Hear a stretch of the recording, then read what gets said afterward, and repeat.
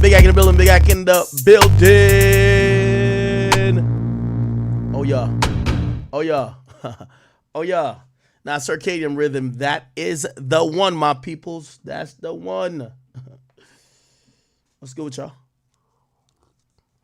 Let's go with y'all. That's a little gargle. Get it going on. Got I'm actually drinking vodka and Red Bull. It's daytime. It's like 3 o'clock somewhere, right? It's popping with y'all. I do want to give y'all a little bit of, but I don't know if it's, should I give y'all a little bit longer? This is my new favorite right here. Baby, make it them sheets. I say free cause I love them cases harder to beat. Wait, hold on. You niggas supposed to be bogus. You niggas helping police. Only the frown. Let me cut that off before Schmirk hit me like, ah! It's popping, people. Boy back in the building. The boys back in the building. Let me tweet this out. How y'all doing? I'm sorry. We low-key broke the street last night, man. What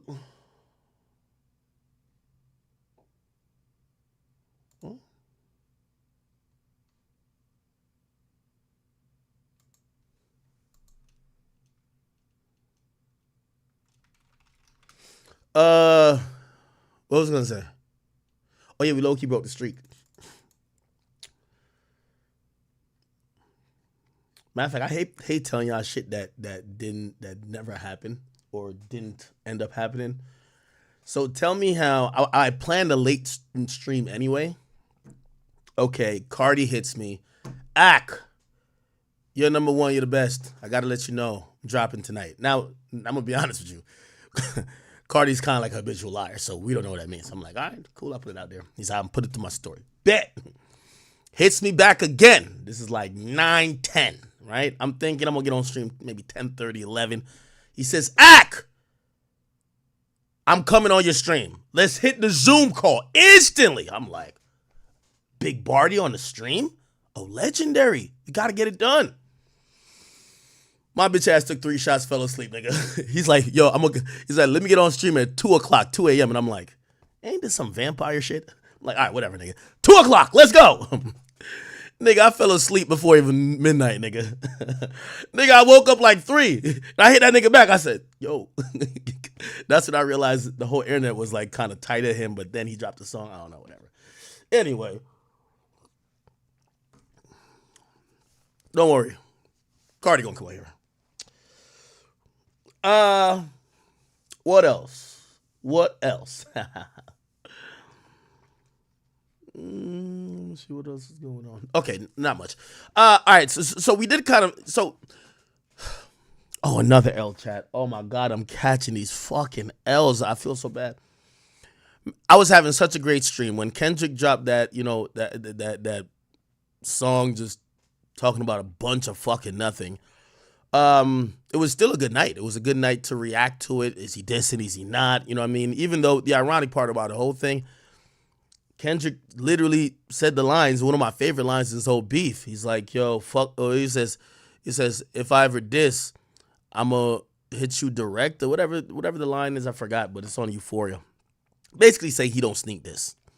He's like, I hate the way you sneak this. If I ever catch flight, it's going to be direct. Anyway, yeah, we're having a good time kind of breaking that down. What does it mean for Kendrick? What does it mean for the Super Bowl? What does it mean for Drake? We're having a good time. And then I was supposed to go link with an artist. Low-key. And like, I won't tell y'all who, but this person was like, yo, Ack, I'm in New York, want to kick it with you, like, shit, I got to do a club host and let's roll out to the club. See, I stay in Jersey, people. And also, at this point in my life, like, you know, I love watching people in their early 20s, their whole life is all about clubs. Like, they're like chasing clubs like me. I used to be a DJ. I've partied out all my days. Only thing that makes me happy these days is just counting the money and working hard. Like, you got to get the fun out of your life. You know what I mean? You got to get the little cheap thrills or whatever. Anyway, so these days, I don't really go to clubs. I ain't gonna lie to you. I usually work. So anyway, this nigga, whoever the rapper is, I ain't gonna tell you who, he says, yo, Ack. So I'm like, oh, if you want me to pull up and we're going to roll to a club together, you're hosting, fine, because I wanted to tap in with him. I'm like, what time? I live in Jersey. Everything closes at 2. This nigga said, oh, we gonna roll out to the club at 3 o'clock. Excuse me? 3 o'clock? Yeah, 3 o'clock. I'm like, oh, hell fucking no. Anyway, I had to do my hair and shit like that. Like, I realized I didn't even have enough time. Basically, I didn't go. Well, what the fuck? Imagine going somewhere at 3 o'clock. I was like, fuck no. Nigga, I am sleeping by 3 o'clock. 3 o'clock? I start my 3-hour nap from 3 o'clock. I wake up 6:30 every day. 3 to 6:30, that's my sleep. But yeah, this motherfucker's like, yo, we're rolling out to the club at 3 o'clock. 3 o'clock? Oh, nigga, you out of your damn mind, bro. Funniest thing, I was trying to come up with an excuse, and these my people, so if they see it, I hope they know I wasn't playing with them. They're like, so I'm telling them like, nah, I don't think I'm gonna be able to make it. I just look, I'm like an hour away. I still gotta do ba. You know what they said? It's all good. We finna be late. We probably ain't gonna get there till 4 or 5. I'm like, what the fuck? Nigga, what type of club are y'all going to? Now I did look it up. It's a legit club. It's actually a popping club. But I was like, what the fuck? Yeah, anyway. Oh, shit.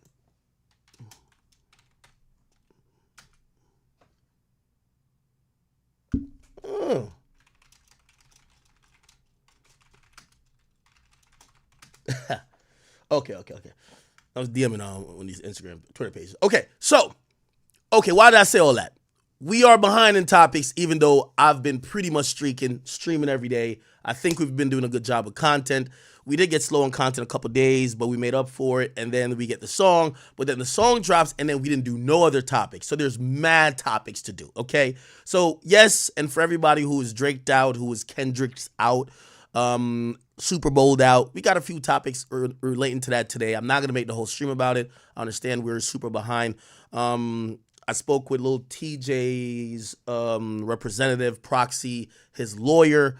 There's a whole situation with Lil Tjay supposedly being indicted in some gang RICO for slaughtering gang in Bronx. We got to get to that. Some more details just came out about not only the death of Rich Homie Quan, but his celebration of life. That's what they're calling it. And the family has certain specific, requests of fans because they're doing a public ceremony that the fans could come. What else is going on? We have another lawsuit. Another lawsuit for Diddy. This time it's filed by Dawn Richards. She's a member of Danity Kane. She's came out with a shit ton of allegations. We do have the lawsuit ready for you guys to watch or look at. What else? I feel like there was a bunch of other things that we just completely neglected. Let me see.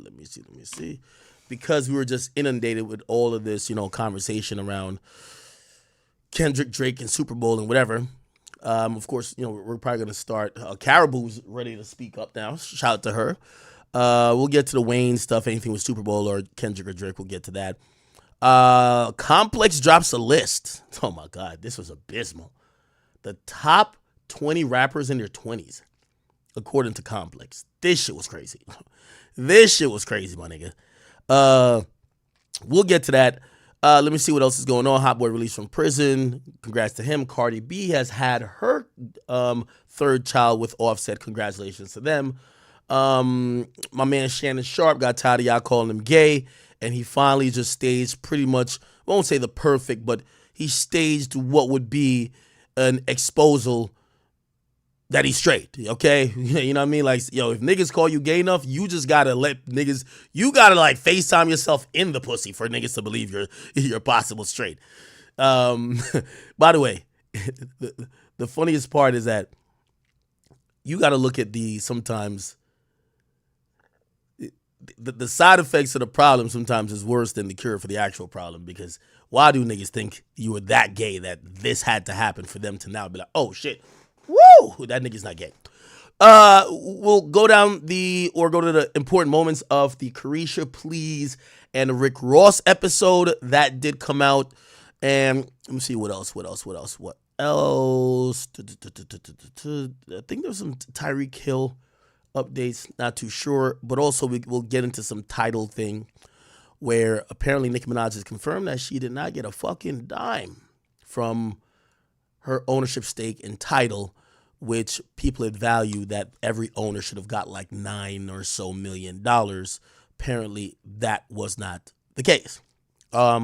We did watch the debate. The debate was pretty much, what it was.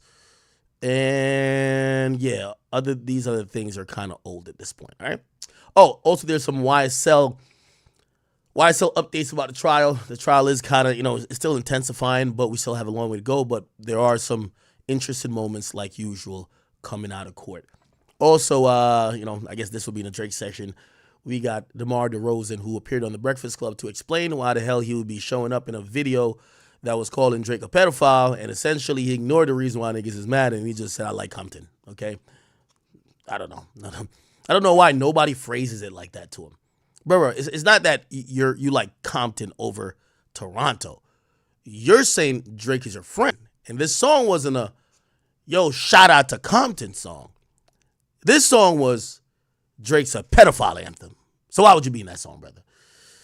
Anyway, I don't think we'll get to this, but Ray Weather Jr. goes live not accidentally. He goes live purposely, and he showcases what what looks like him coaching his kids, that if the cops come, they don't snitch on mom or dad.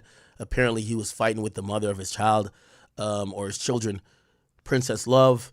And I don't know why he got on Instagram, or, I understand record it, because these days as a man, you have to record every encounter with the woman, just for your own safety. But putting this up online is kind of crazy. Okay. Anyway, and I guess maybe we get to a Cardi topic as well. I think Cardi's starting to not heat back up. I think he's starting to drum up the wheel to go back to music releasing again. Obviously, about like 8 months or 7 months ago, it was feeling like he was about to drop, or we're about to get a date. Now, apparently, we have an album cover, however, no date. Apparently, the album is going to be called I Am Music, and the cover art is just a speaker, okay? Somebody says, upper echelon, thank you for the 50. Ooh, wow, my boy with a heavy hit already. Shit, I might have to go check out what you said first. He said, go check out Charleston White speaking about Kendrick Lamar. Okay, we might check that out first. I appreciate you, my brother. He's talking about him on Don't Touch the South. Yeah, we'll look at that. Let's do that. Then afterwards, you let me know. Should we do the Diddy stuff first? I know some of y'all really are tired over this Kendrick Lamar, Drake shit. You want to talk about other things.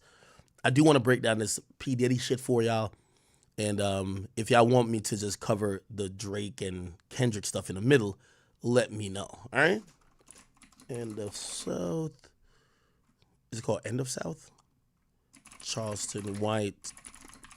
Let me see. Oh. Is it this? What the heck is End of South? Or In the South. That's what you meant, right? In the South. Is that like a podcast? Apologies if I don't exactly, I'm not familiar with the platform.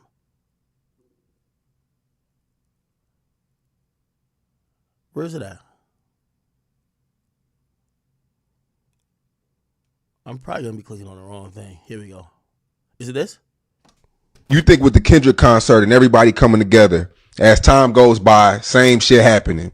Gang shootings, drive-bys. Man, Kendrick did that for a video shoot. He didn't do that to bring niggas together. Them niggas just found something to dance to.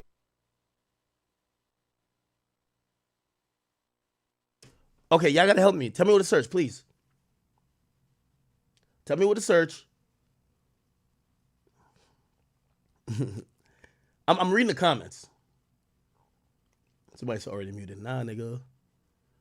Okay, tell me what to search. I passed it? What is it?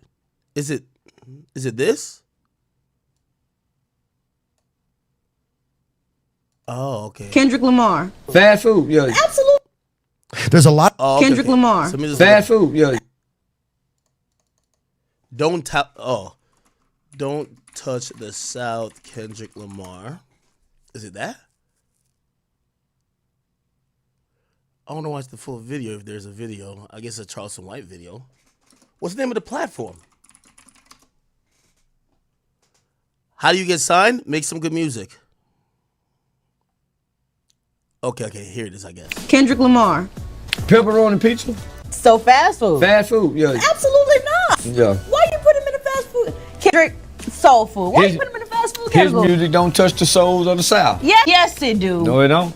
Not like, Man, not them like HBCUs finna burn. They not like us into the ground. maybe USC, Southern California, but it don't make us move down here like Jeezy and Future and all them, man. No, fast food. So you don't think his music is good for the soul though? No, I can't. I ain't never heard nobody jumping across. Say, man, bump that Kendrick. Now I done heard him say. Me.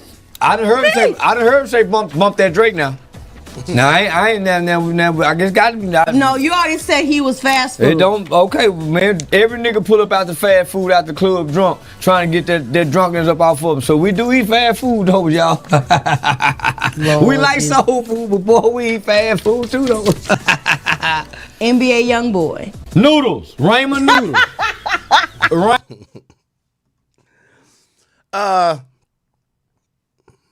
I won't necessarily agree with that. What I will say and will agree to say is that I definitely believe that Kendrick Lamar's music outside of Not Like Us, if your palette of Kendrick Lamar music is Not Like Us, there's not a shit ton of songs, especially if you go outside of maybe the catalog. You know, obviously there's some on Good Kid, Mad City. You could catch some. It's a lot. I think Damn was a really commercial album, but think about the song he dropped like 2 days ago, right? You know, everybody's really meticulously scrutinizing, is Drake music coming and going? You know that nobody will know a lyric from that song that dropped a few days ago that didn't have a title. No one will know one line from it next week. I also think that's the reason why he didn't drop it to DSPs. Right? So, you know, do I think he has a capability of making songs like Not Like Us? Yeah. Do I think that's what he aims to do the majority of the time? Nah. I think most of the songs he usually gives are a good mix between Not Like Us, the Euphoria type of records, which is kind of conceptual but multifaceted, and multi-layered. And then you get these little Negro spiritual records like the one he just dropped. You know, one of those fake woke, no deodorant, feet to the ground, you know what I mean, sandals wearing motherfucker type shit. You get what I'm saying? Yeah, the Sheiky type music. You get what I'm saying? Like one of those, like African garb wearing one. Like that type of music right there. I think like pull like this. Not one person, if you're not a Kendrick fan, you can't name one quotable from a whole album he dropped called Untitled, Unmastered. Nobody knows, right? So I gotta agree that some of his catalog definitely lacks that. And in his defense, maybe that's just to have that, maybe it's to serve all the bases, right? So like, yeah, if you have a catalog that's just filled with Not Like Us bounce type of club records or up-tempo records, you might lack the substance. And if you only have a bunch of catalog with, like, for example, the song that just dropped, that fake woke shit, you know what I mean? People are going to call you boring. So, I don't know. The other thing that, you know, and I guess I'm shooting him some bail too, but I want to be fair. If Not Like Us is the type of bop you like from Kendrick, the intro to Not Like Us, right, on the video, that had some kind of bounce to it as well. So, you know, and that didn't seem to be a diss record. So I can't just say that, you know, Kendrick doesn't have those records.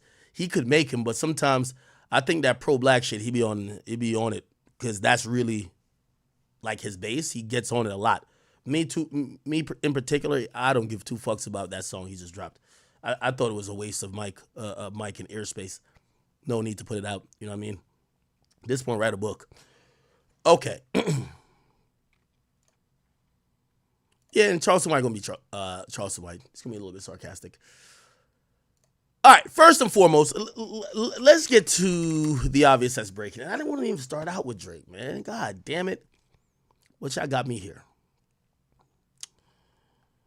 But did Drake get offered the Superbowl, bro? Because this morning I woke up and there's mad niggas hitting me like, yo, told you Drake be feeding y'all lies. You and Mealy Mall, Drake just lies to you and y'all are dick riders, y'all just eat it up. I'm like, What the fuck that got to do with me for? Right? So if you guys don't know Mealy Mall, a nigga who I'm it's like Walking Dead out here. I thought this nigga was deceased.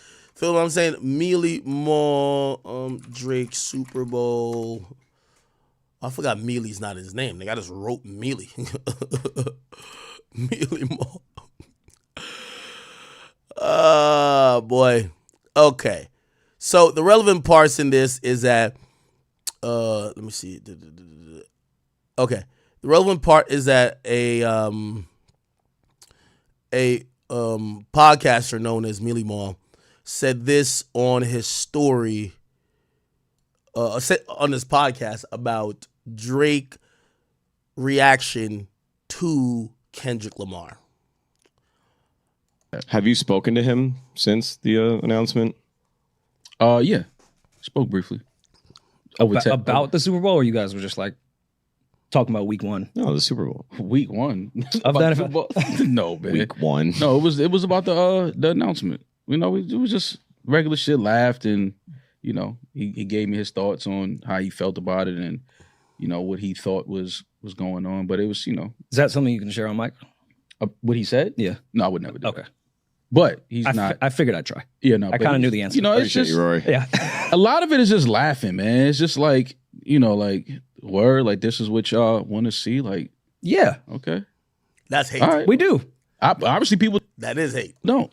Like, the whole internet is upset about it. The sticky part about all of this is Drake has been offered this Super Bowl show for some years now and has turned it down. Probably 4 years he's been offered to I didn't know perform at Super Bowl. Said no for whatever reason. Whatever reason, he just didn't. Did he tell you that, or is that like a known thing? I didn't know that. I've never heard that either. What? The who? Drake Oh, yeah. said no. Well, he has. Drake has turned down the Super Bowl a few years. Now, here's the thing. And, you know, I'm going to get to a media point in this in a bit. Because I heard TDE Pun say something. And I thought it was interesting. So Mealy Mall says this, right? Now, you have to realize, like, Mealy Mall got pulled from the depths of hell, from 6 feet under, from being in a bunk bed casket by Drake, because it's apparent that Drake does speak to him as well. And Drake speaks to a bunch of people. Like, speaking to Drake is not some exclusive thing, right? But I could imagine he's probably targeted in who he lets know his information, because he probably knows at some point they'll decimate it, or not decimate it. They will distribute it in whatever format they would like. So I actually do believe that he had this conversation with Drake. But here's the thing. I'm telling you right now, we're going through post-battle syndrome. I keep saying it's PBS, post-battle syndrome. And what quickly happened is that people were like, yo, this feels like Cope from Drake fans.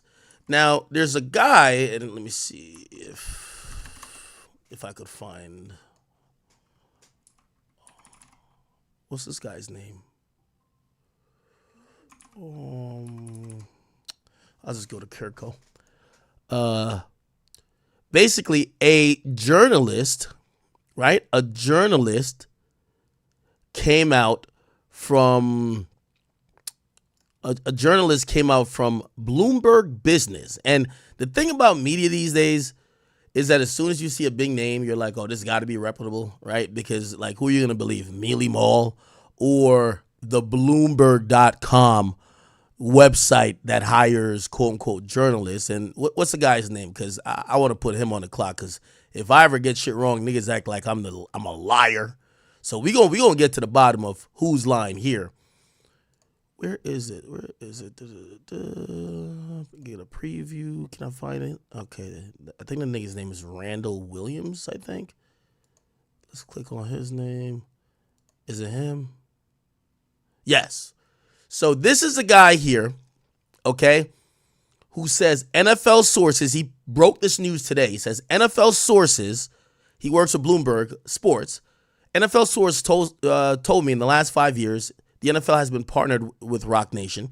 The two parties have never offered Drake the Super Bowl halftime show. One source said it's a blatant lie. Now, you know the K-bots of this world. They're like, oh my God, yes, we caught Drake lying, or Mealy Mall is lying. It's over, right? And I remember even thinking, I'm like, if Drake did lie, this is a very dumb lie. Because number one, even if it was true, I still think, why the fuck is Drake turning down the Super Bowl? Like, don't turn the Super Bowl down if you're doing it on an ego trip or you're trying to lil bro them. If you're gonna rap later in the song saying big is the Super Bowl, why didn't you do the Super Bowl? Goes back again to the narrative I keep saying, just about Drake's music. For a guy who's the biggest rapper, he sure gives the least effort. You get what I'm saying? Like, that shouldn't be the case, right? We see the other top artists do a lot more. The Weeknd, Taylor Swift, like these people, like Sabrina Carpenter performed at the VMAs. Like they are very much involved, not in only giving their fans music, but continuing and furthering their brand and trying to reach as many people as they can, because all these people are international pop stars.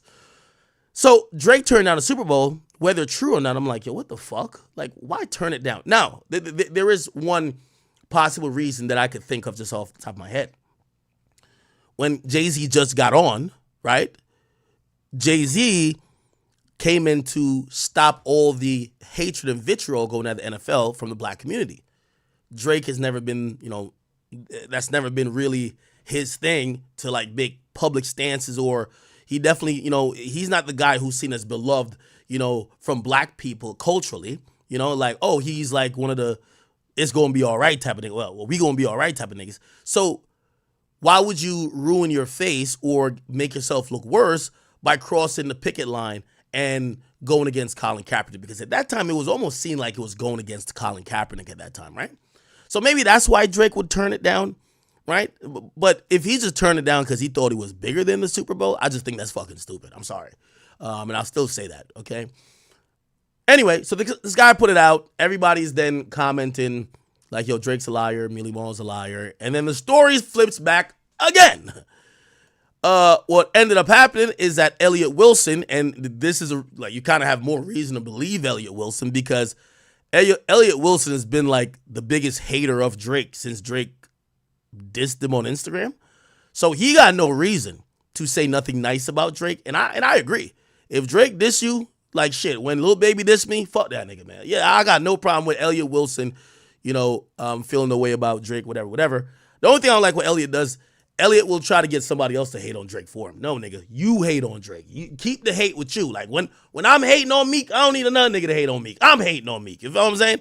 Yeah, that's my only thing I've noticed about Elliott. But anyway, he came out and he actually he actually said the opposite of what this journalist said. He said, no, Millie Ball is right. Apparently, Drake has turned down the Super Bowl multiple times. This is what he said. Other thing I want to say is I had some intel. I thought Maul was capping. I thought he was lying about Drake turning down the Super Bowl. He said Drake turned it down multiple times, right? The sticky part about all of this is Drake has been offered this Super Bowl show for some years now and has turned it down. Probably 4 years he's been offered to perform at Super Bowl. Said no for whatever reason. That sounded wild. It was like 4 times. Yeah. Like, who turns down the Super Bowl that many times? Even Ack was like, how many times he turned it down? Why would he turn it down? I have an authority. My multiple sources have told me that Drake has indeed turned down the Super Bowl. He actually turned down the first two, the one in Miami and the Weeknd one. That was the first two that Jake took over. Yeah. Okay. So now here's the thing of people with credibility, and we're gonna get back to this journalist guy who said that it was absolutely a lie, and according to their sources, it was a blatant lie.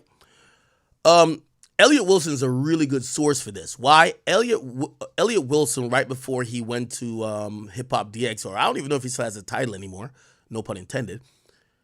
Elliott Wilson, if you don't know, and this is how I even come in, when I went to do Everyday Struggle, Elliott Wilson eventually moved on to a position, because, he was supposed to do Everyday Struggle with Joe. He didn't do it because he was trying to set up a couple other things, and he ended up running Tidal. So basically he became the head honcho, or one of the head honchos at Tidal. Tidal, owned by Jay-Z. Him and Jay have been locked in. He has the most, I don't know, maybe Angie got more Jay-Z interviews than him, but he has a bunch of Jay-Z interviews. He literally has a direct connection to Jay. And I know he's definitely still in bed with Jay, no pun intended, no Diddy shit. Because Elliott will clip anything I say roasting anybody else on here, except when I start talking about Jay-Z. Nigga, I could say anything about Jay. He will act like I never said it. If I say 20 good things about Drake and say one bad thing, the one bad thing is clip. I could say Jay-Z been cheating on Beyonce, been beating it. I could say anything. None of that shit goes up. So anyway, that's his man's. I get it. So what I'm saying is that he's a good source. He's a good source for all of these things that could be what Jay-Z or Rock Nation really, really thinks or really want to say on the record. And he's basically saying, according to his sources, so I got to imagine Jay-Z, right? According to his sources, Drake did turn it down. Two, the one in Miami and the weekend one. That was the first two that Jake took over. Yeah. Okay. So Jay takes over, and again, his rival, whatever, Drake, like you talk about all these history and this back and forth. I mean, these guys are all rivals with each other. They've had their good times and bad times with each other. But business-wise, Jay-Z wanted Drake on that Super Bowl stage, and he turned it down twice. So now, years later, when an opportunity is asked of Kendrick, and Kendrick says yes, just is Jay not playing fair there? Should Drake feel a way about it when he's known himself? He's had opportunity to do it. No, that affects it. And he's turned it down. That changes twice. my opinion. Did you ask why he would have turned it down? I don't know why, but he did turn it down. He was offered it twice, so. Yeah, again, it's either two reasons why Drake turned it down. Either he's super egotistical, and you got to be super egotistical to turn down something multiple times. And which, by the way, I heard Rihanna turn it down once before. She did it later. But Rihanna has done it. Michael Jackson has done it. Prince has done it. Beyonce has done it. Like these are the biggest artists in the goddamn world, right? Like again, you compare yourself to them when you're kind of bragging and doing your Drake shit. So I can't think you think you're too big for the Super Bowl. So I got to think it's some other things. You know, I see some people be like, well, you know, availability this and third. Yeah, listen, I'm pretty sure even if these niggas are on tour, you could move 2 weeks of your tour back. You could cancel like 6-7 dates because you know you're gonna have to go rehearse and do all that stuff. You're not just showing up day off and running on stage. But yeah, niggas can move their shit around for the Super Bowl. The priceless billboard in terms of promotion is worth it for any artist, including Drake. And I see some people like, well, yeah, Drake don't rap for free. Please shut up. Everybody did the Super Bowl for free. It's just one of those things. And I don't even know if, let's say Drake is going to be at the center of this FIFA thing, which, by the way, I don't know why y'all convinced me. Y'all told me the World Cup, FIFA World Cup was in Toronto. Nigga, I looked up. Somebody lied to me. FIFA World Cup final. Nigga, that shit is in MetLife Stadium, nigga, in 2026, nigga. That's in Jersey. That's in Jersey, on the border of Jersey and New York. That shit is not in Toronto, nigga. And that's going to be the game where everybody watches. That's going to be the motherfucking game that everybody watches. This one. And it's just in New Jersey. I guess the FIFA World Cup this year is just it's in Canada. Let me see. The whole World Cup is going to be in Canada, the U.S., and somewhere else. I forgot where else, but yeah. Yeah, the World Cup is going to be, yeah, it's Canada, Mexico, and United States.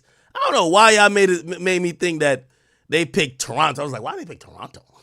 No, they might have a couple of, apparently in Canada, there's going to be 2 spots that they're going to do certain events or certain like matches. They're going to have one in Toronto, I believe, and another one, Toronto. Yeah, one in Toronto and one in, no. Wait, fuck, hold on. One in Toronto and another one, I thought it was like Montreal or something. Like, yeah. So anyway, this will not be like, you know, it's 3 countries co-hosting it. Canada, Mexico, United States. And the final is going to be in motherfucking, I know it says MetLife Stadium, but it's like literally you could walk to New York. It's in New York, right? Even though this is technically Jersey, but still. MetLife Stadium, the New York Jets play MetLife Stadium. The New York Giants play MetLife Stadium. Yeah. Okay. All good. Yeah, but here's the thing. So now Elliott Wilson comes out and says, dog. Essentially, Drake has turned the shit down. So let me look what this guy is saying now. Maybe he switched up his beat. Let me see. Oh, he hasn't said anything else. So yeah, I don't know this guy from he at Elliott Wilson. Here we go. I don't know why Adam. He says NFL sources tell me, nah, I'm sorry, brother. Yo, I'm gonna keep it a beat with you, Mr. Randall Williams. We never heard about you before 3 hours ago, my guy. I'm going with Elliott Wilson, not only the guy who has direct connections to Jay-Z, also he has the most reason of everybody but Joe Budden in terms of media to hate on Drake, and even he is saying, nah, Drake actually did it. So I'm sorry, Mr. Randall Williams. This is an interesting part in media. Randall, I'll tell you how I would normally handle this, okay? This ain't recess, though. I'll tell you how to do it. I'd go back to my source, and I'd say, hey, listen, Elliott Wilson and others are getting direct sources from, obviously, Jay-Z, saying that Drake was offered. Could you either give me something more if you were telling the truth? And it looked like he had multiple sources. It says it's a blatant lie. I would tell him, this is how I handle sources. If you lie to me, I stop protecting you. Don't lie to me. If you feed me a lie, before I look like the liar, we're the liar. So don't give me anonymous lies. You get what I'm saying? I protect a lot of people. I get a lot of information. Sometimes your favorite rapper leaks some shit. And it's all good. You'll never hear where it came from, right? I've even protected their name when other rappers call me like, how the fuck? Nah, bro, I can't tell you that. You get what I'm saying? Now, where you can't protect the source, if someone is using you as a propaganda machine. Like for example, I think Millie Mall should have did this. If Drake, if Drake tells me, yo, I turned the Super Bowl down 4 times. And then and it's understood that he knows I'm finna go say that publicly, and I go say it, and it comes back that he fucking lied to me, even though Maul did say his source was Drake. Nigga, I'm telling Drake, nigga, go clear that shit up, nigga. Like, nigga, you're not gonna use me as a mouthpiece for your lies and propaganda. And then when it gets exposed, I just look like the liar. You just look like some random person who didn't say shit. So, and shit, I've done that with Cardi too. Nigga, Cardi. You know when I'm telling niggas about when your album's coming, I'm getting it from you, right? I'm getting it from your label, right? Like, nigga, I'm not just like, Genie, when is Cardi? Like, nigga, either go tell the people what's going on, or nigga, I now have to out the source and tell the people, hey, I'm not lying to you, it's Cardi lying. Cardi's the fucking liar, right? So, yeah, whoever this Randall guy is, expose the source. And this comes from me, the person who never exposes source, because sources know not to fuck with me. Don't feed me no lies, okay? Or don't feed me no lies that if the opposite is proven to be true, you can't come and stand on the record of what you fed me. Pause. All right. So we'll see if that happens. What do I believe? I believe Elliott Wilson. I'm going to keep it 100 with you. I believe Elliott Wilson probably talked to Jay, right? Or talk to somebody in Roc Nation. Talk to those people. He knows the people. So I believe him. I don't believe this guy. Okay? Now, it brought me to an interesting point because I started talking about journalism at that point, right? A little bit, right? TDE Punch. And I've seen recently, TDE Punch said this. And I don't know why all y'all niggas is trying to like piggyback off like what Kendrick Lamar. Nigga, Kendrick Lamar ain't no goddamn oracle. I know y'all treat him like he's baby Jesus in rap, but nigga, you know, the nigga drops once every 5 years. There's no follow through with any of this like mythical, like down to earth extra shit he be talking about. Like, nigga, he puts a veil over all of our eyes and disappears when he's done selling records. Let's keep it a bean, right? So I seen Punch said this. He said, the propaganda and narratives painted around hip hop culture is scary. Everything loses its true value when the truth is absent. It's getting tough to come on here and engage with people who are really part of this thing and love music. It's getting impossible to tell who's who. Nasty. That was a very interesting points by TDE Punch. And I kind of agree with him. Except, I'm glad we're here. You see, now we're at a place, and again, I know none of y'all gonna ever give Kendrick any type of fucking blame or anything, but I'm blaming Kendrick, and I am blaming Drake. You know why these days everybody looks to hear what they could be hearing from Drake's fucking mouth from me? Because Drake don't want to fucking talk.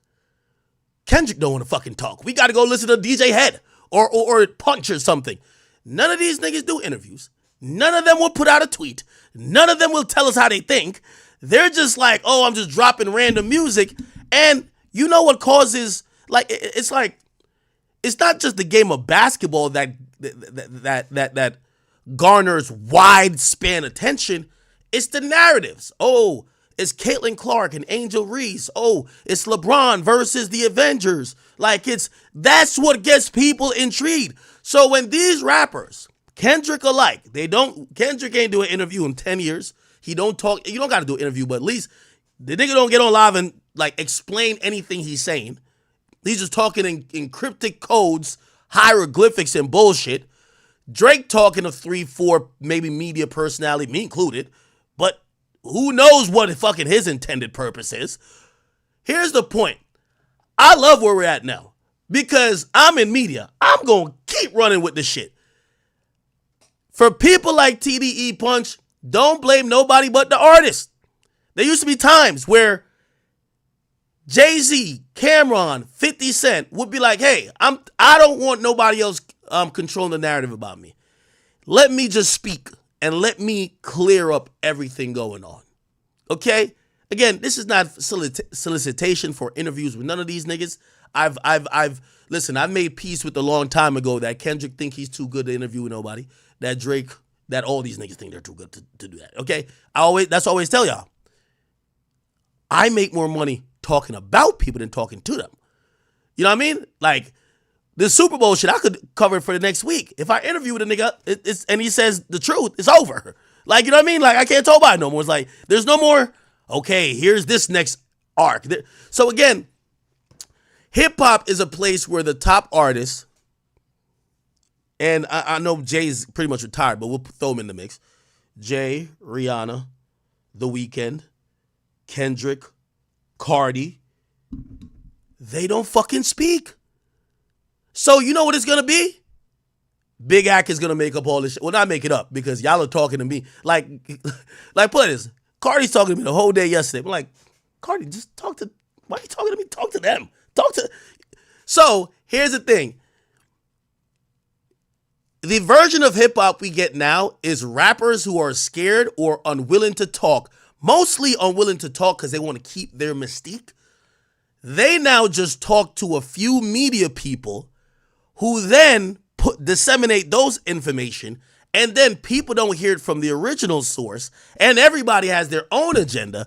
And of course, we're now living in gossip land. So again, I don't mind. I'm the top guy at the gossip land shit because I talk to all the popping rappers, okay, except Kendrick.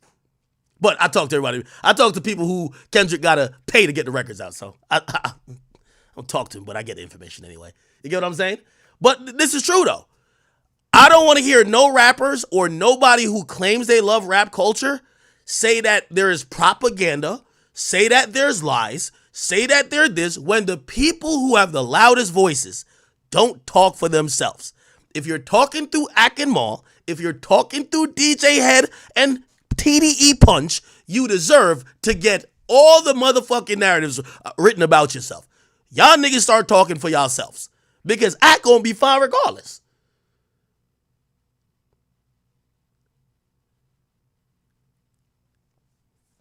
These days, I look on Twitter, and Twitter, no matter what is said, right?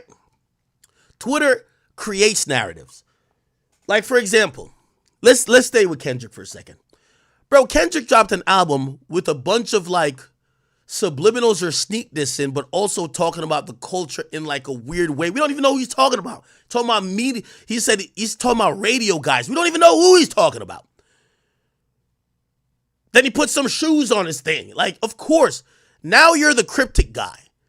You kind of won the battle by people attributing, whether rightly or wrongly, weird meanings to everything you are doing. Oh, 616? It was that time Drake went by the bus stop to go scout the kids. Oh, 616? Oh, that's a Bible verse from Corinthians. Wait, 616? Bro, that was like back in 2011 when they first, bruv, nigga, like all this cryptic shit, y'all deserve for us to make up some bullshit about y'all. Cut the fuckery out. Like, when did y'all niggas get so lit that y'all got to tweet? Like, I see everybody, they're so like, oh, look how Kendrick moves. He's just dropped three tweets. Like, he don't say nothing else. Cool. Well, perfectly fine. We'll make up the narrative for you. So, TD Punch, this is not just for, you see, I'm keeping it fair. This goes for Drake. This goes for Kendrick. This goes for any of the artists that won't use their own mouth. If you won't speak for yourself, trust me, Ack will speak for you. Okay? Trust and believe. Y'all niggas all got Twitter accounts. You're not that cool. If motherfucking Shannon Sharp could figure out a way how to go live while fucking a bitch, you could go live and clear up some rumors. If everybody and their mama been wondering when your album coming out, but you refuse to tell them, it's for a reason. So when niggas now say, oh, it's coming out, then just like, remember I told you, I don't talk to Kendrick, but I got good information that when I was speaking to people close to the operation, they say Kendrick is loading. What the fuck does that mean? So of course I put it out. You ain't gonna tell people what the fuck going on, so cool. I'm gonna use my sources like I should do. And by the way, it looked like I was right. Yeah, I didn't say what he was loading. Pause. I guess he was loading that bullshit ass track. He dropped it. Cool. But for all of the rappers, and I see now people are talking about the propaganda. Yes, we're in the most divisive time in hip-hop history. This is politics. This is politics. Fans are moving like political operatives. If they like Drake, they can't like Kendrick. If they like Kendrick, they can't like Drake. So, great. At times, for example, at times, certain artists, whether it's Drake, like Drake has probably had good times like disseminating the information. I'm not saying necessarily through me or not, through whoever, for whatever means he had to do it. Same with Kendrick. Kendrick, like when Kendrick finna drop or when he got whatever, he starts sending little smoke signals. You start seeing it. All good, not knocking their process, but all I'm saying is that these days, I seen an interesting message, which this is kind of like, so I think I posted this, right? So this was a Carisha Please episode with Rick Ross. It's a Carisha Please episode with Rick Ross and Carisha. Who am I saying? Rick Ross and who? And when I posted it, it was Rick Ross talking about the whole BBL Drizzy thing, right? And a rapper commented, no, it wasn't a rapper. I think it was Wayno. Shout out to my boy Wayno. Wayno commented underneath and he said, yo, these days rappers talk about everything else but their music. You know what I mean? Like if you're going to hear them do an interview, they don't want to talk about music anymore, right? Like you don't get musical conversations or they don't speak at all. And it's kind of true. We are living in a time of gossip, rumors, and narratives. That is the truth. We are 100%. I'm not denying it. We're definitely living in that era. Now, also the fans, because we're living in a divisive time, it's hard for the fans to pick. It's hard, like, you know what I mean? If you like for example, if you like Kendrick, when you heard that Drake turned down the Super Bowl multiple times, like I seen somebody say something and shit, if I was like a diehard Kendrick fan, I would have probably be like, no, yeah, that had to be the truth. So the conversation around that was, I heard a Kendrick fan say, he said, y'all got to be delusional if you think Drake turned down a Super Bowl multiple times and you never heard it in a rap. And I thought I was like, yeah, Drake do kind of brag about everything. So if I'm a Kendrick fan, I'm be like, nah, it's a lie, right? And right now, if I'm a Drake fan, which I am, we're going to be like, of course it wasn't a lie. It's the truth. Even the biggest hater, Elliot Wilson, said it. So again, we just living in a time where we're gonna have to blame this on these artists acting too fucking cool. They don't do interviews, and I'm not saying they gotta do interviews, but all y'all could get on Instagram Live, all y'all could just type up a tweet, all y'all could speak to y'all fans, and at least let them not be constantly seeking for these nuggets of speculation to fuel whatever they think based on whatever biases they have, based on whatever sides they're on. And until these artists speak for themselves, fuck it, let it keep going. That's what I'm saying. Let it keep going. Like, speaking of, like, you know, information and maybe misinformation, shit. Look at this Lil Tjay shit. Lil Tjay. I spoke to his lawyer, right? NY Drill official. Well, actually, I didn't speak to his lawyer. I spoke to someone who spoke to his lawyer. I want to be very accurate. So the news was coming down that essentially Lil Tjay was caught up in a RICO indictment, right? And even 6ix9ine reacted to it on a story when he posted the laughing emojis, right? This is where 6ix9ine posted. This was in relation to a picture of Tyone Merritt, a.k.a. Lil Tjay, being in a photo array of people who were arrested in what's being dubbed as Operation Slaughtery. Okay, apparently this gang is called the Slattery Gang, and I do want to give you a little bit of what they were involved with, but to save you the suspense, I got told, and I was like, no, because I was looking for the indictment, and I found the indictment and everything, but I couldn't find a current or within the last 7 days, Lil Tjay getting locked up, nor could I find his name in the actual indictment paperwork.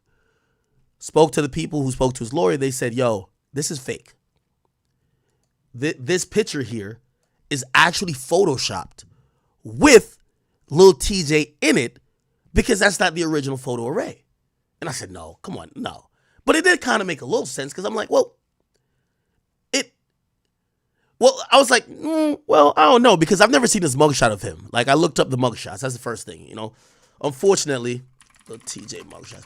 Unfortunately, most rappers' mugshots are like, you know, Googleable. And I was looking at these mugshots that he has publicly, and I couldn't find the one that was listed on that particular, flyer where he's kind of looking down. But they said this isn't real. This is actually Photoshop. So then I go to the original thing. So Slattery Gang, Bronx indictment. You could actually Google it, and these things do come up. When you click on it, this is the actual press release about the indictment. The indictment actually came down last month, August 2nd, right? Now, I'm going to play you a video afterwards about what they're known for.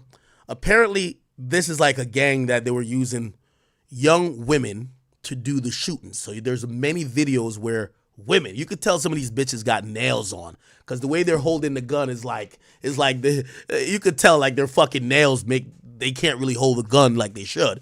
But they're walking each other down in public and they're killing each other, right? Again, they said the brazenness knew no limit. These acts began in 2017 when half of the defendants were under 17. Okay? So these are people that were just killing each other or shooting at each other while they were minors. Okay? Here we go. Once you go down, though, here are the defendants. And the defendants you will notice are all these people, but what you will notice who's missing is Tyone Merrick, which is Lil Tjay's real name. Okay, you have all these people who are listed as defendants. You will not find Tyone Merrick. And by the way, they only list the initials of people who are currently under the age of 18.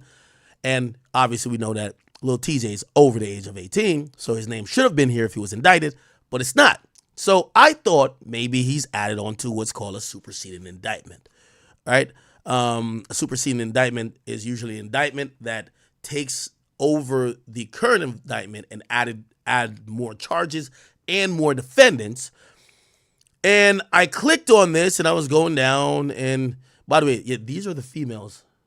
These are the females that were killing people, right? One of them is pregnant. Like, this is going on in the Bronx. This is going on. This is why when I heard Atlanta niggas said that they were the toughest niggas on earth, I was like, huh?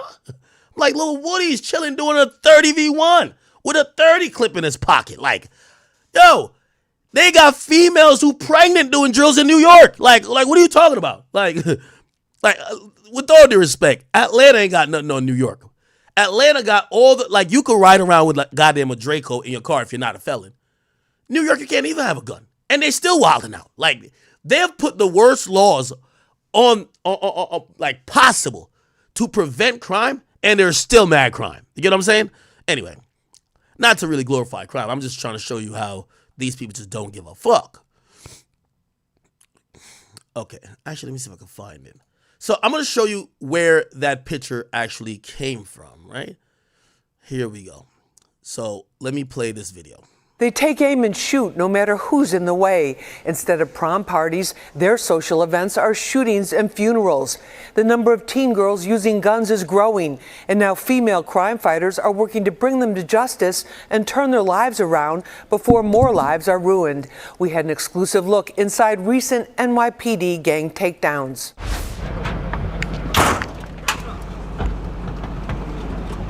19-year-old Brianna Portalatin, 8 months pregnant, was among other suspects brought out from a sort of criminal commune in a Bronx apartment. She was in handcuffs again. Police say it's her third gun arrest. What's going on here? I love you, babe. Damn. That's a bottom bitch, right? That's a ride or die. Her last fucking words, I love you, bae. She bringing herself and the goddamn unborn fetus to the prison. Jesus Christ. You need a loyal girl like this, man. Rather than say I'm innocent, I love you, bae. A New York ratchet bitch, man. You can't replace him. Expectant mom with a rap sheet is allegedly one of 20 members of the notorious Slaughtery gang. Now, let me pause it here. This is the original, because there's not a real picture. They did a press conference and they had this on like a big ass cardboard. So this was the original. And if you notice, Lil Tjay's not listed here. He's not seen here. In the edited one, Lil Tjay is edited right next to this guy, or in between this guy, and this guy is brought down to the row below or something like that. Yeah. But yeah, this is the original list. Lil Tjay's not on it. Half of these are just like females or young women who, you know, they giving it up in the streets. Yeah. And you'll notice that's different from this. Actually, there's another, and you could tell by the way also it says Fox 5. So if this was a real image, I should be able to find it on Fox 5. I cannot find this image again on Fox 5. So this had to be edited, if you get what I mean, okay? So you see this guy and this guy again, and I told you this guy got moved down. And I looked up the name of this guy and the name of this guy. Both of them are on the indictment. Both of their names are on the indictment, and the only person's name not on it is Lil Tjay, which means most likely it's edited. Apparently, his lawyer was going to basically his lawyer was going to actually address it. Yo, Rose Rex, I'm gonna get to your donation. I know you're back on the Drake stuff. Just give me a second. Let me finish this. So apparently, this ain't real. Apparently, and there's a few other. Let me see if I could. I'm going to look through the site for another one of these pictures, but yeah, I'm pretty sure it's just not true. Give me 1 second.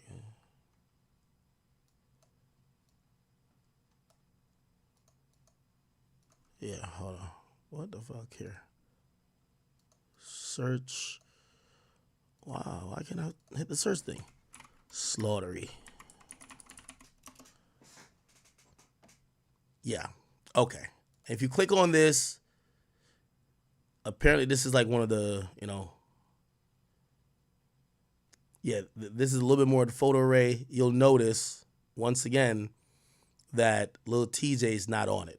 Like, Lil Tjay is just simply not on it.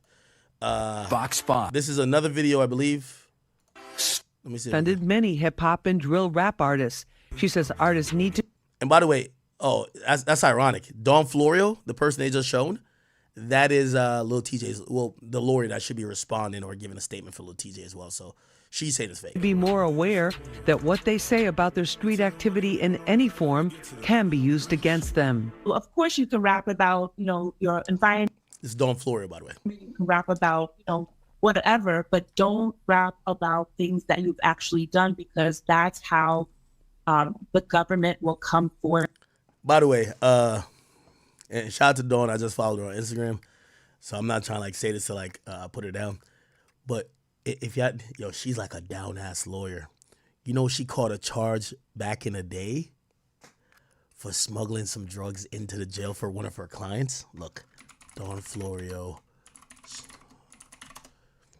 Look, apparently, look, when she tried to pass hundreds of pills and a turkey sandwich, 2 sticks of deodorant to a jailed inmate or whatever, they said I forgot. I think they said she stashed it in her. It's like, yeah, that's my type of lawyer. My type of lawyer. No, I need to get high. She bringing the pills up her. You know what I mean? Yeah. Yeah, I ain't gonna lie, man. Dawn Florio is a real one. Okay, anyway. You, and it's like telling on yourself. The NYPD detectives from the Gun Violence Suppression Division told us Chef G and Sleepy Hollow allegedly used their immense popularity from their music to maintain tight control on the time bars on a gun possession. Any form can be used against. Let's get back to the slavery thing. Homeboy that come in and do management that never did anything. Drill. Oh, I'll fly on. Where's the slattery joint? No, nobody's really telling what. All right, give me a second. I think this is it. This is it. Yes. Oh yeah. This is the original photo array right here. So this is what's on their website, and then the if you see the Fox 5 logo, you have to get it from their video. And none of their videos ever show Lil Tjay. So it's definitely somebody screenshotted it and edited it. But this is the original picture. So basically, Lil Tjay, he's just not indicted. Because I know what people would be like, if they can't find him on the indictment list, they're going to say he snitched. And that's just not, that just wasn't true. You get what I'm saying? So this is the original picture. As I said, when they edited it, they put Lil Tjay right here. I don't know where they got that picture from, though. Because that do look like a real mugshot. I'm not going to lie. That do look like a real mugshot. But I don't know where they got it from. But they moved this guy down, and then they put Lil Tjay here, as you would see on, here. Right? You would put it side by side. It kind of look like a slightly different picture, but I don't know. Oh yeah, it's more colored because they got it off the screenshot. That's why it says Fox 5. Yeah. I don't know where this is from, though. Interesting. But he's not locked up. Definitely not locked up. Not locked up at all. Okay. All right. So Lil Tjay's good, but I would, obviously hope that he stays out of trouble. Also, I knew this was a little bit capped because they had said it was a federal indictment. All the people we've seen in the Slaughtery Gang thing, it's not a federal indictment. It's a Bronx indictment, which means the Bronx DA's office did it. So it's a local indictment. It's a county indictment, not necessarily a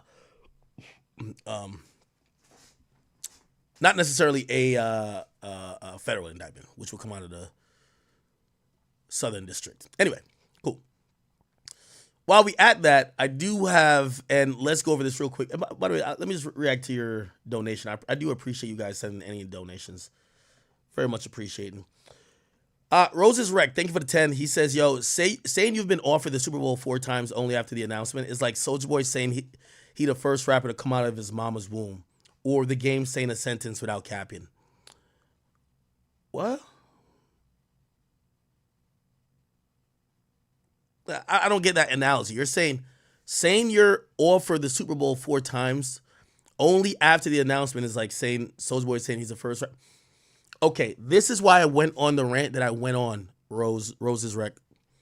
I said rappers need to start speaking for themselves. Don't use me as a mouthpiece, Maul or no one else. Do interviews or fucking tweet or at least post something to your story. You know why? Because here's the thing. You know Drake ain't gonna say nothing. It's not, Drake didn't hit. Anytime I get info from Drake, Drake isn't like, I mean, well, I guess at times, like, I guess, like, you know, if it's like a big topic, like, yeah, he probably has voluntary information. But this information, and I want to speak for Millie Mall, but I'm pretty sure Millie Mall just asked him, like, yo, bro, what's up with this? And probably Drake just told him, like, the truth. Like, bro, I don't give a fuck about that nigga performing at Super Bowl. Nigga, I turned the Super Bowl down mad times. Right? He's telling Maul, and Maul puts it to the world. That's what I'm trying to say. Like, honestly, if he told me, I would have probably said, put it out there just like that. So it's not like, but to y'all, you're interpreting it like Drake is salty and saying, yo, could tell the people I got offered it and turn it down for it. No, he's not saying tell the people that. He, on a podcast, the nigga is saying he's giving a recap of the conversation he had with him. But I get, that's what I'm saying, these rappers got to start talking for themselves. And I mean every rapper, including Kendrick. Because it to your comment, it makes it seem like Drake is salty by just trying to feed information out there that he turned it down, when I'm pretty sure he was just like keeping it real with somebody who he's talked to multiple times. When the person's saying, you know what I mean? Because again, I told you, after last Super Bowl, I hit him and I said, bro, you know, next year you got to do the Super Bowl, bro. You have to. You know?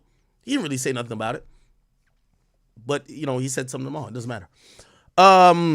Entertainment Zone. He says, just like the title of the video pissed me off, Kendrick's new song has nothing to do with Drake act. It's over with. That is cap, brother. Brother, that's cap. Like, yo, referencing that you walked the man down. We know who you're talking about. Also still sitting on this, yo, oh, the industry is like, fuck this whole industry. Like, he's piggybacking off of all the tenets that he pretty much used to win the beef win the Drake beef. He's acting like he's some cultural cleanser. It's the reason when a nigga said, I'm what the culture feeling. And he's telling you now what's wrong with the culture. Like, he's using the same energy. Like, if you don't think this is a piggyback, like, I don't know what to tell you. Do I think it's a flat-out diss song? No, I don't think it's a flat-out diss song. I think it's a slight victory lap, just like how Drake used to just, you know, remember when he used to do it to Meek, and he tried to do it to Pusha T a couple times, like, yo, niggas try to play with me this summer at blah, blah. Yeah. So there's a jab there, but it's not a full-on diss song. Nobody thinks that. But he's capitalized off the same energy that was used in the beef. That's the point. My nigga, just think about it. Do y'all think Kendrick is that hot that he drops some song with no hook and the world stops and everybody's reacting to it? No, it's because everybody remembered the fucking battle. Like, bro, let's be realistic. Like, Kendrick dropped mad song. Niggas don't care, bro. Yo, the hype for that nigga dropping that one song was probably more than his goddamn album, Mr. Morale and the Big Steppers. At least in my estimation. I feel like the whole culture was like, first thing he said, or first thing he's dropped since, what do you call it again? First thing he's dropped since Not Like Us. So he knows what he's doing. So if you want to act like he's having this moment that's like devoid or not related to his battle with Drake, you could be that naive, but not me. Okay? Ninja for High says K-Dot must save us from drill music. I'm glad you said that. This is where y'all are so facetious. Number one, I don't think he's gonna keep going this little Negro spiritual route. He's gonna be on the up tempo, more commercial shit, I believe, like he did with whatever song that was the intro for Not Like Us video. And just like how Not Like Us was, I think he's gonna give us a more commercial album, whatever his album's gonna be. It's so funny that y'all niggas, y'all typically don't like this type of boring shit. But now, because it feels like he has an edge to it where he's taking shots, like, bro, y'all don't like this shit. The nigga been doing this. How come all y'all niggas is saying he's cleansing the culture now? The nigga had 15 years to cleanse the culture. What the fuck happened then? Y'all are too pretentious. Like, oh, now we could cleanse the culture.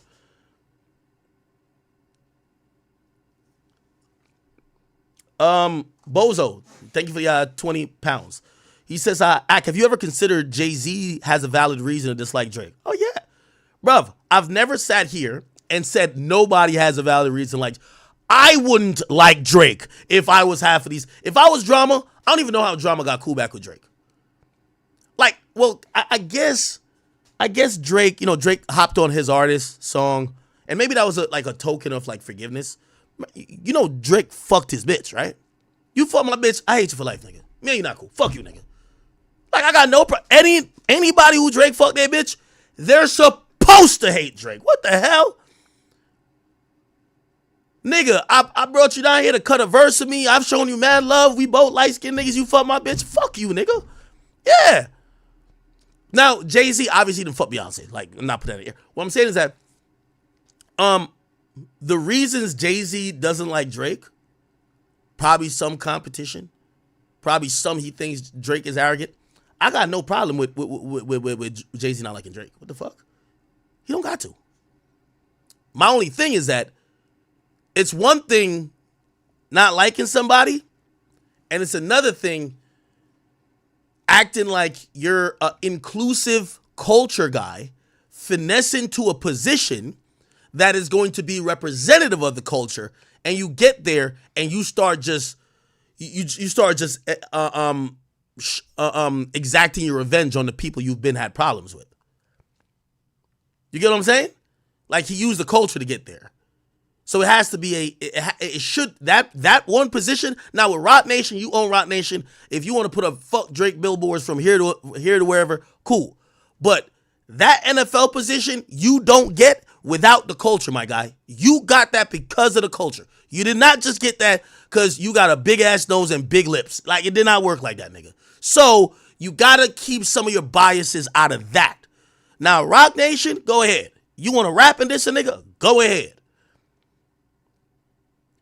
Bozo said he put him on the Blueprint 3, one of the biggest albums, even before Drake debut album even drops. Drake still snakes him with Tidal and Stink. This is Drake. And we've heard this other reason that's popped up now. Apparently, Cam and Mace talked about it. What did he say? It was Drake, Beyonce. It was some type of album. It was a house album, like Drake, Beyonce house album. Apparently, here we go. Beyonce's album was coming. Drake was at the club. He was popping bottles. He was minding his business. All of a sudden, he goes, oh shit, I wanted to release my album the same date, around the same time. But like his album says, honestly, never mind. Plans change. He texted baby mama because he needs an art cover and she's an artist. He goes, I need an art cover within the next 45 minutes. She goes, okay, cool. She asks for the name of the album. He says, honestly, never mind. She makes that art cover. He goes, what the fuck is this? She's like, what I can do in 30 minutes. Like, take it or leave it. Okay. His assistant needs to come. Okay, I don't know what that person's talking about. Anyway, apparently, like, Drake helped work on Beyonce's house album, and then he drops an house album before. That's what people were saying. You know what I'm saying? I don't know if that's a thing. No, a lot of these whole pow-pows come from Drake. You worked on the Beyonce house album. And then you did a house album. And did a house album and dropped it right before hers. And they ain't like that. Like, I wouldn't like that if I'm them. I wouldn't. Because you got to understand, we're dealing with the power part of money, power, respect. That's the part that we have to focus on. People with power are going to exert it now, like when this much is at play. So yeah, I don't think they like that shit. I don't know what's behind it, but they ain't like that move, that little house album after you worked on my shit. Hell no. Oh, I also got a little bit of tea. What's it? Spill it. Come on now. It's hot tea. Oh, we're ready. I'm sure you got the straw? You You put a little more water in it. You can water down the tea. I mean, Cam and them kind of alluded to there being something behind the scenes at play between the parties involved. And I don't know if I got the same tea as him. But I'm hearing that there was an event where something happened backstage that, yeah. Between whom? I can't say. Yeah. I can't say because the tea is too hot. But something happened backstage at one of them shows. Put some milk in it, nigga. I can't. That's a song. Put something different. Come on, you gotta get stupid. Put some milk in it. Lemon? No, because it's the hottest of teas. It's the hottest of. You can't cool it down. It's the scorching. No, right there's here. no way to do addition that one. Lava tea. You can't. But these things are at play. Like, can you say what? Not who, but what happened? Was there argument, a disagreement? there was something that went on backstage that would affect the decision making and makers of events like this. And it just contributes to the reputation that Wayne has for being inconsistent. I don't know if he has that. Okay, so he's alluding to the whole thing with Drake supposedly working on that album, working on Beyonce's album, and also dropping the same type of album. I feel like Drake was, probably looking at a place to pivot, trying to see what was going to be hot. He sees Beyonce's going to go there, basically try to capitalize off it before Beyonce gets there. Which maybe they think that's snakish. Like, damn, nigga, we about to work on this type of shit. You over here come jack our swag. I don't know. Maybe that's the case. Somebody says, what? One crack news says, how Carcino know why Jay and Drake is beefing and you don't? Bro, you realize we're all speculating, right? Like, there's a million things that's going on with these guys, right? Like, a million things, right? You know their relationship been up, down, left, right for like a while. So I don't know who knows. I can only tell what I know, okay? Drinks on me. Thank you for 5. He says, how is Jay-Z a hater if he offered Drake the Super Bowl twice? You owe him an apology. Well, you're probably not going to like this answer. Well, of course I'm going to offer Drake the Super Bowl twice. When rappers allegedly were number one, he needs to make a big splash. He gets this position. But then rappers started to turn it down. That first one that went to Shakira and them was turned down by a bunch of rappers who were like, oh, we stand with Colin, blah, blah, blah. So yeah, maybe like Drake was just on the list of names that he had to just pass through. You get what I'm saying? So yeah, both things could be true. He could have still offered it and still be a hater. You get what I'm saying? Also, like, I don't think Jay-Z hates Drake enough where if the obvious and best business move is to put Drake on the bill, he wouldn't.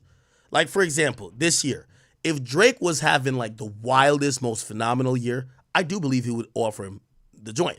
Now, here's the thing. It doesn't mean that if Drake ain't getting his back kicked in, pause, by Kendrick and people who are boosting up Kendrick, this might not be something that behooves him because it's like, yo, cool. Fuck this nigga. Like, yes, like, as I said, Jay-Z's he's the consummate capitalist, but he's also a petty nigga, right? So both things could definitely be true. I hope you understand what I mean. And I understand if you think, well, look like nothing he could do will make you feel like he's not a hater. Well, you probably got to go back to 2 streams ago. I laid out about 40 different things of how Jay-Z has either manipulated, used, or co-opted culture for his own benefit, pushed other people out, and yeah, even if you want to say that for Drake, what do you have to say about the 50 thing, right? Okay. Oh shit, I'm still reading donations. Bozo says, thank you for the 20 pounds again. He says, also, do you think that Drake needs to collab with a bigger artist to come back in a different genre? Like a BTS or a Morgan Wallen or even a Taylor Swift? Because 0 top 10 songs out of the 15 songs with 70 million listeners is looking bad. No, I was saying this to Kyrie and them before.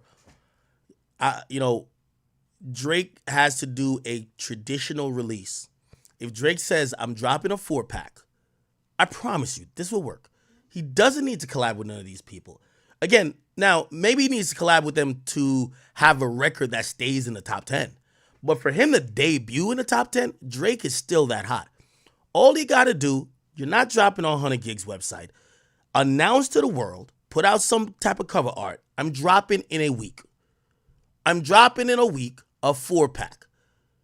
Do your little radio show. Have Universal Republic behind it to at least service these records. Like any radio station that gets serviced this on a Friday, they're going to be playing it all day Friday, all day Monday. And if you don't know how the Billboard Hot 100 works, a third of the things that matter is radio play. Now, granted, some artists are just so hot with 0 radio play, they still chart, right? Like, notoriously, when 6ix9ine got out of jail, him and Nicki Minaj, their song Troll, debut #1, and it had 0.51 radio play, which means like maybe some mix show DJs. It was never programmed. It's hard to be in the top 10 without some radio play. So if Drake just has a fucking plan, stop releasing songs 10 days before you put on DSPs. Say, hey, I'm coming with this. Post it to your main page. Brother, it will work. He will debut at least one song in the top 10. Like, I think y'all are looking at it like, yo, his clout just ran out. No. He's releasing shit in the worst possible way ever. He should be, like, even as big as Drake is, pause, he should be happy he's charting. Bozo World says, why you never talk on Kendrick and Drake? Why you never talk on Kendrick and Drake talked on before the beef? What? Why you never talk on Kendrick and Drake? Why you never talk on Kendrick and Drake talking before the beef to not take it personal, and Drake took it there? Okay, so that's to address, there's a rumor going around that Drake spoke to Kendrick. That's the rumor. Conversation that maybe they... I think Joe Budden said that. Since the announcement. I think, where did Joe say? Tory Lanez that night, actually. Who? Tory Lanez. I don't know if I can find it.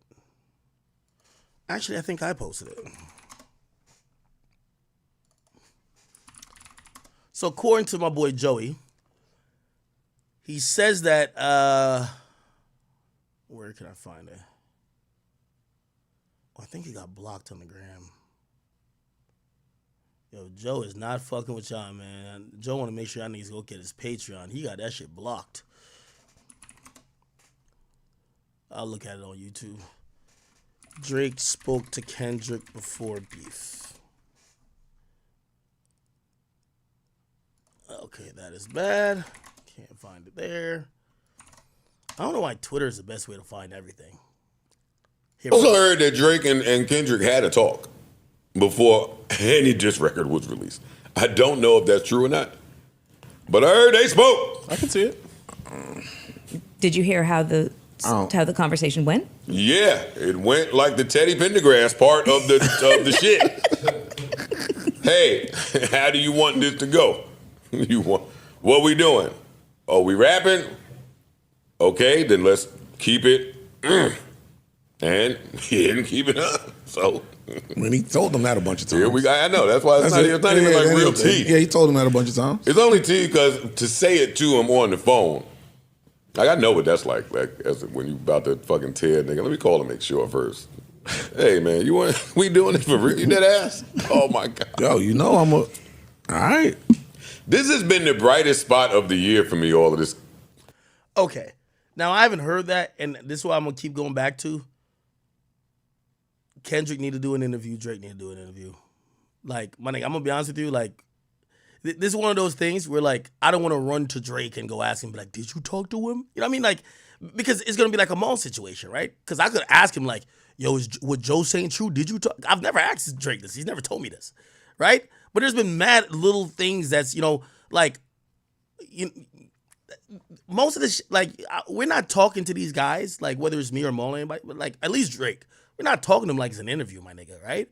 But, like, as a fan, you kind of have, like, interview-esque questions. That's why I'm keep saying, we're all going to keep speculating unless we have, like, direct sources, because there's so much things to be answered that we don't hear directly from the people, right? Like, a lot of times I'm hearing about Drake musical strategies from the people who are working around him. You know what I mean? And, obviously it's not intended for me to hear, but I still get it. Here's the point. I do want to know if they talked. I also want to know what was the thought. Like this is the interview question, and I talked to Drake a lot. I've never asked him this because this is it's like an interview thing.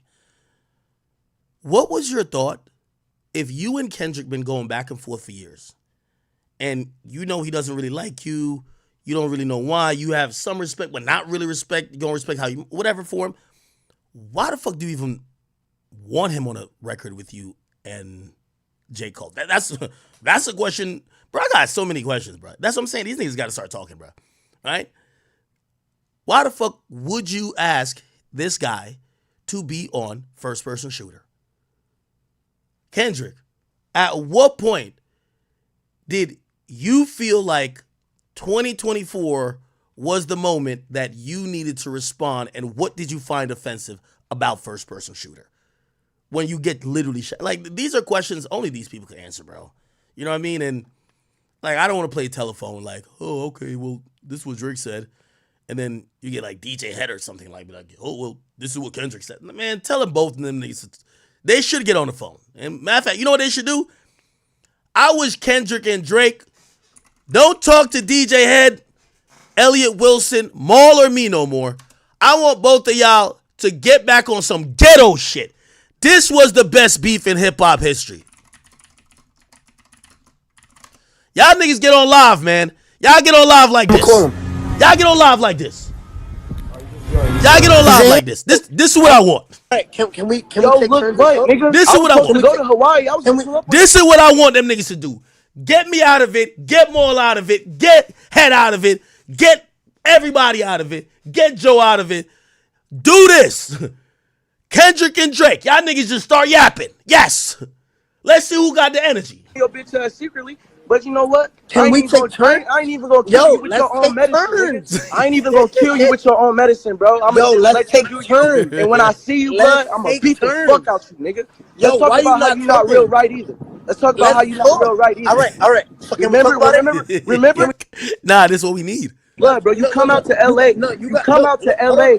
You come out to LA and be with the Hoovers, nigga. You be with Crips, nigga. You're not a real blood, bro. I've been cool. Like, to be known what happened, nigga. You talking about? But then I say you don't come to New York. That's not what you was saying, bro. That's not how you was talking, nigga.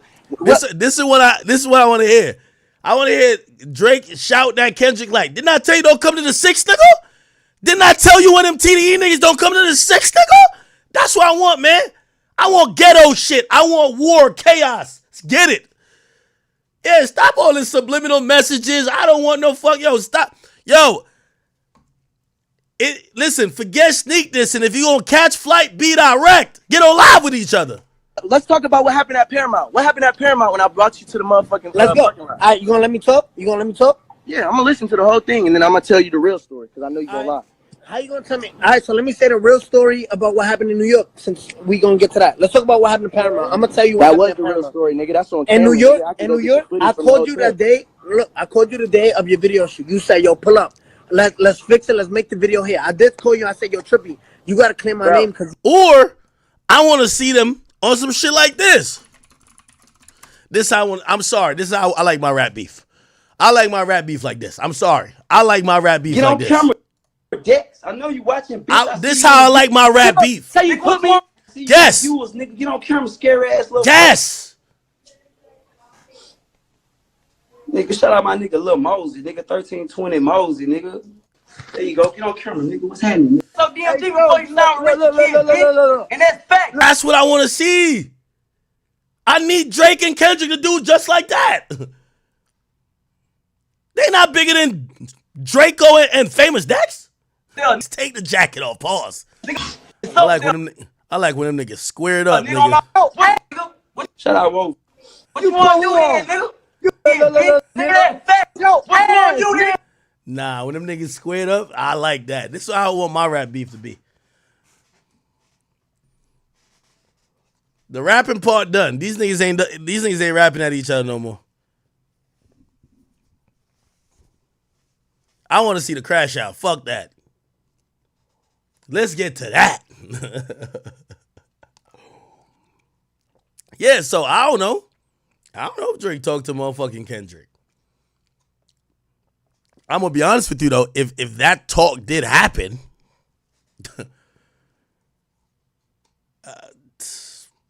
if that talk did happen, it only makes Kendrick look.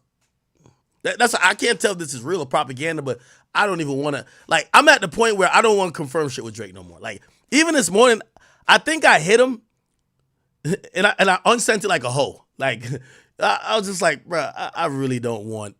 I don't want me having to confirm nothing about the Super Bowl shit. That Drake, just tweet it, nigga. Like, you tweet it, nigga. Fuck that. Yeah. I want to beat your ass, nigga. What you want to do then? Yeah. Well, yeah, nah, if they did talk, I think that's like, that makes a hella, like, we've heard mad things about the Kendrick shit, bro. Like, we heard that Schoolboy Q pulled J. Cole to the side and said, bro, if you know what I know, apologize. And that whole ass nigga goes on stage immediately and apologizes. That's crazy. That's crazy. Y'all remember that, right? Like, there's a whole theory. Like, nigga, I want to ask Kendrick that too. Did you tell Schoolboy Q to pull J. Cole out of this bitch? Also, I want to ask Kendrick, what the fuck did you mean Drake owes J. Cole an apology because he did him wrong? How? Like, how? Schoolboy Q.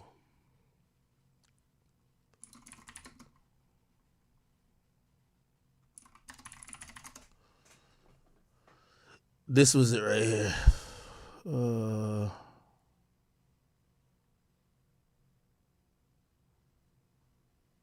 Where's the clip?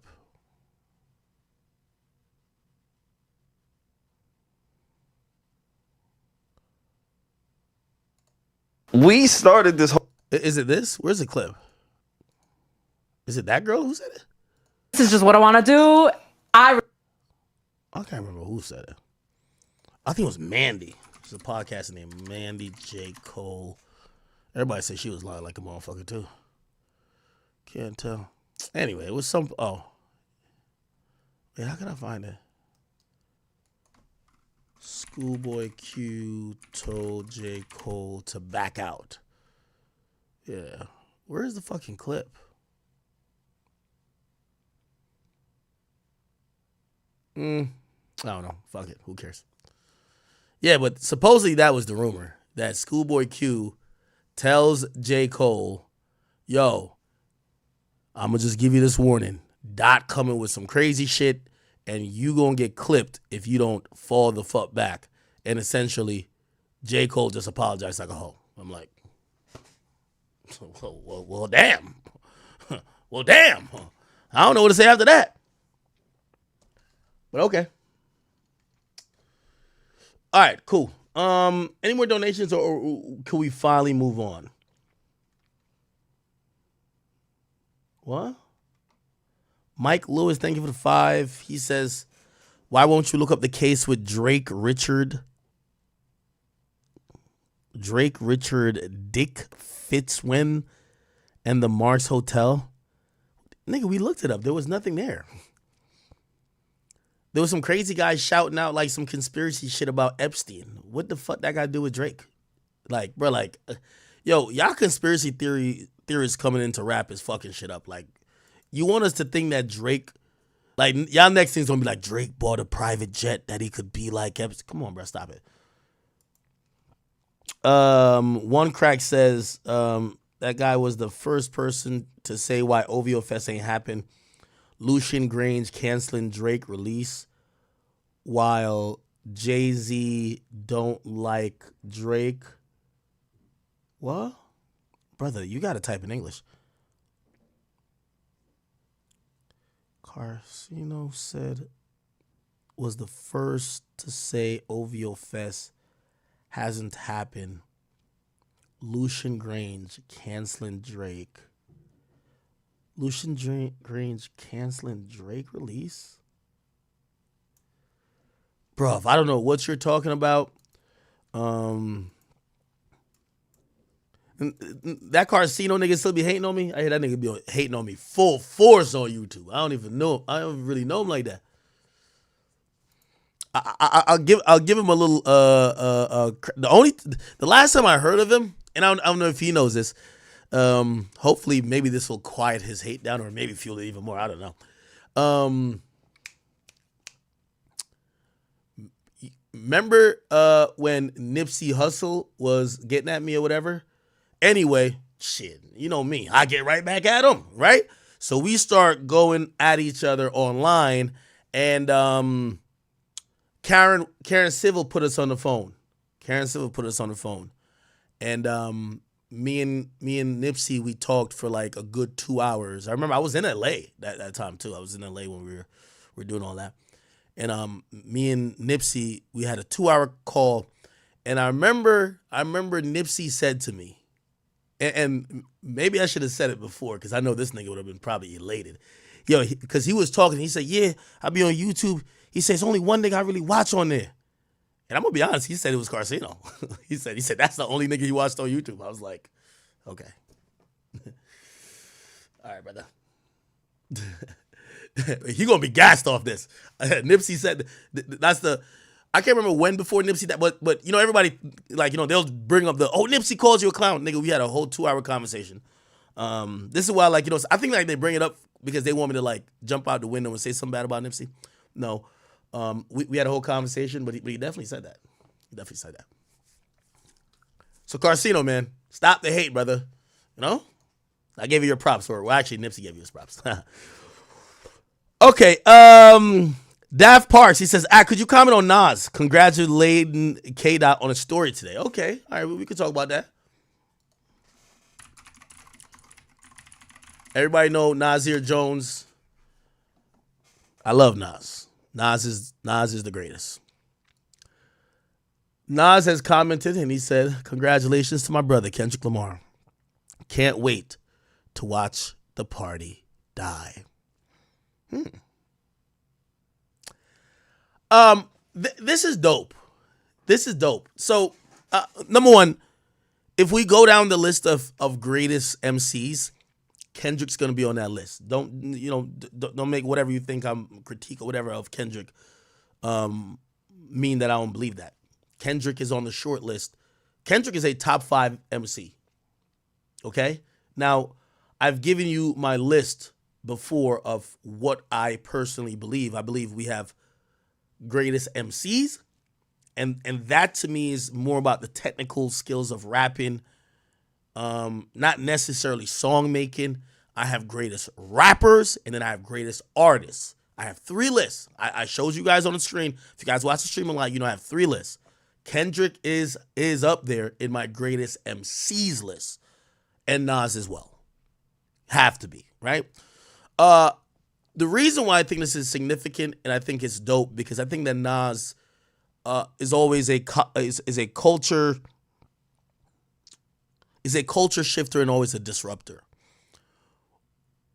What I would believe there's some synergy here other than maybe him just acknowledging some of the artistry and from an artistic perspective, the greatness of Kendrick there.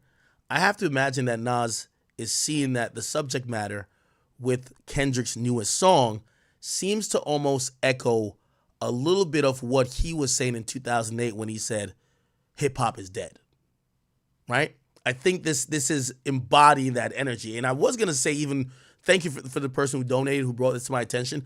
I was going to say I think Kendrick is kind of going down that route, not necessarily using that message that hip hop is dead, but basically, you know, even with Can't Watch a Party Die, or basically just saying that some of the things, and I think, you know, again, I don't think this is an anti-Drake thing. I think he's going to try to make a bigger point of this to say Drake represented a good part that was wrong with hip hop, but there's other parts that he feels is wrong with hip hop.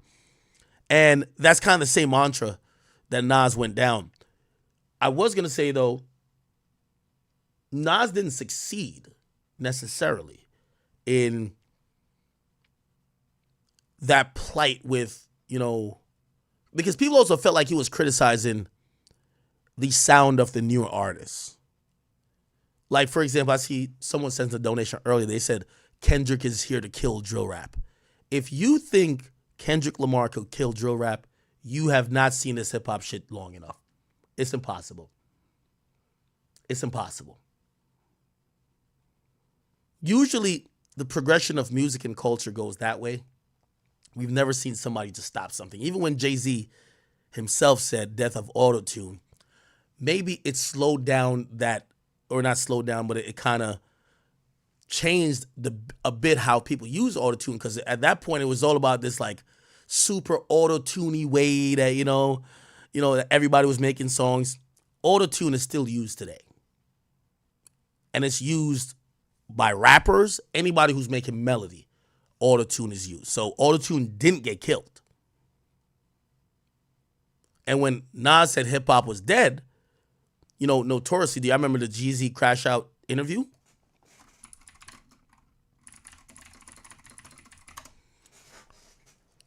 Where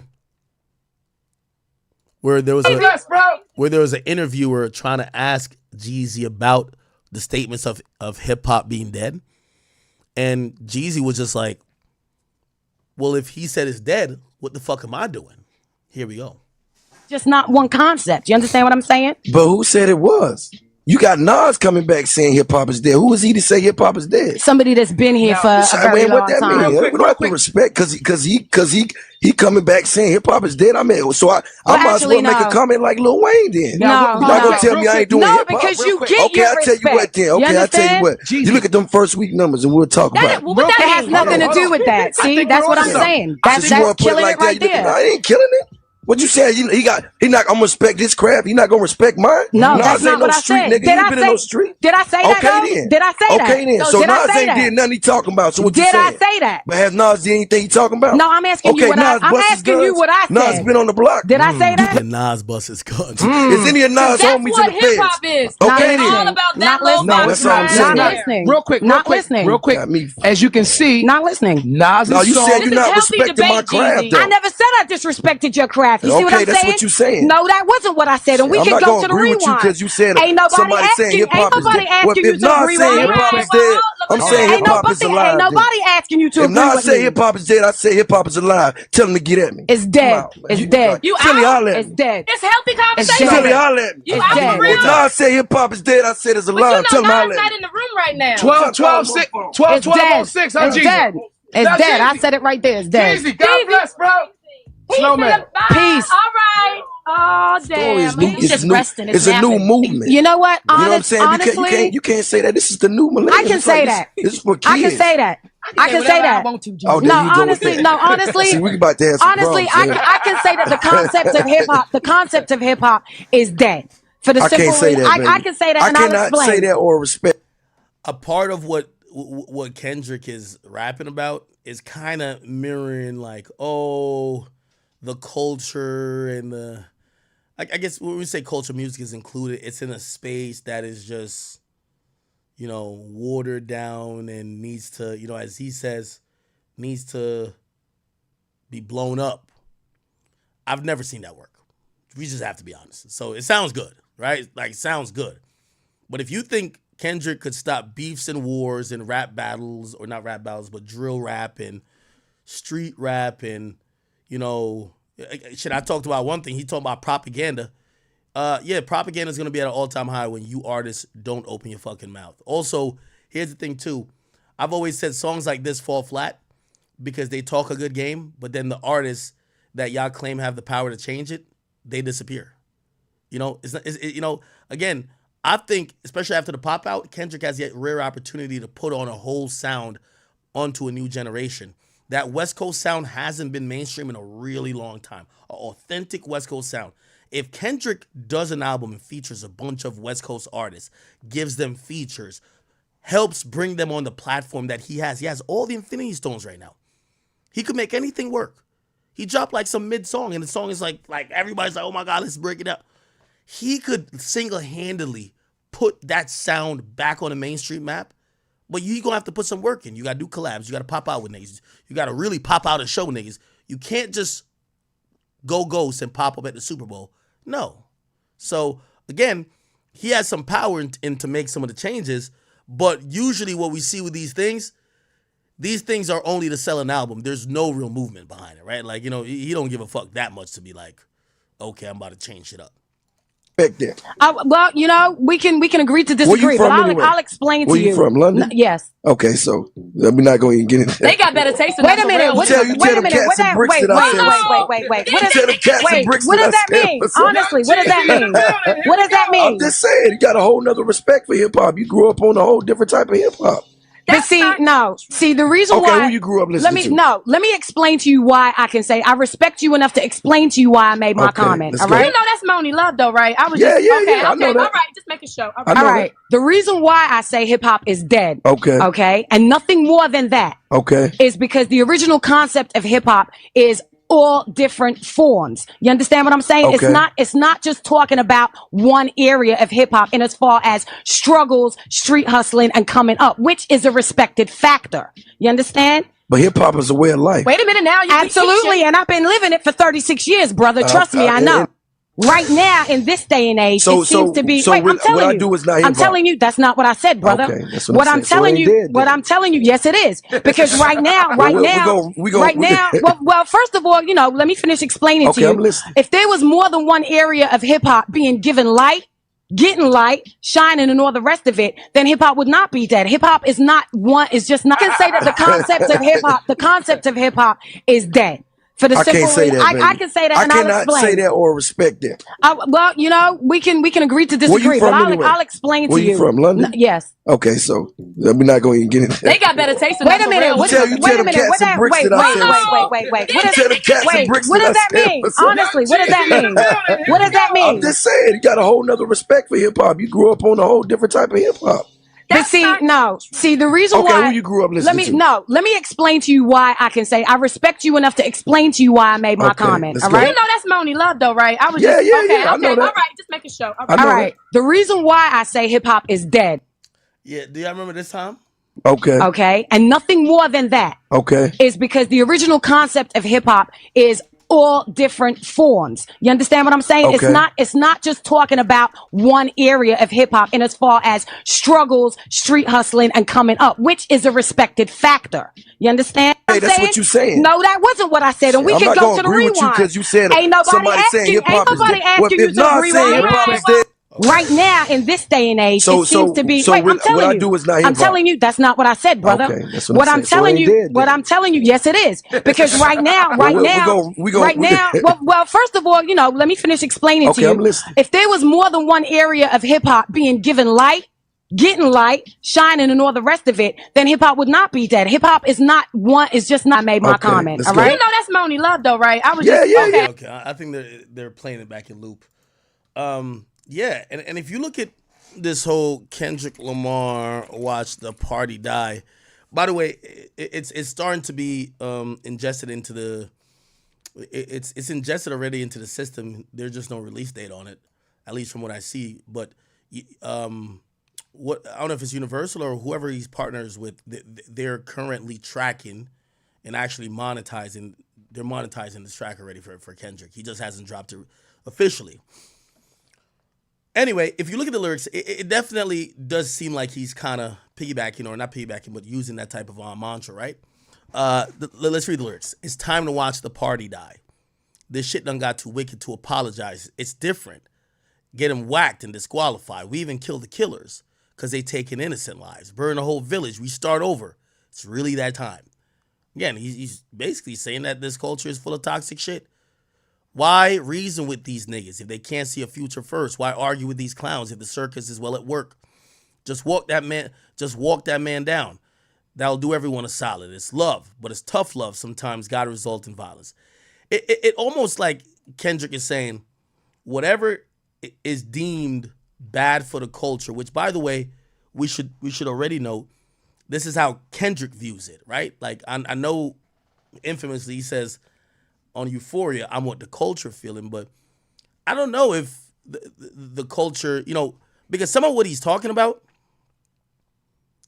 got a lot of rappers that he stood right next to.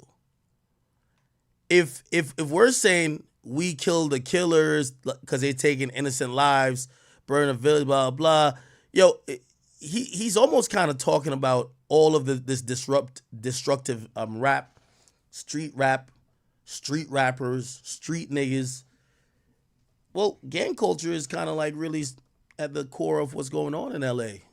So pretty much we should get rid of them niggas. Should get rid of all them street rapper niggas, right? But he ain't saying that, right? So it's kind of like he's talking in like a idealistic world. If you parade in gluttony without giving truth to the youth, the graveyard is company.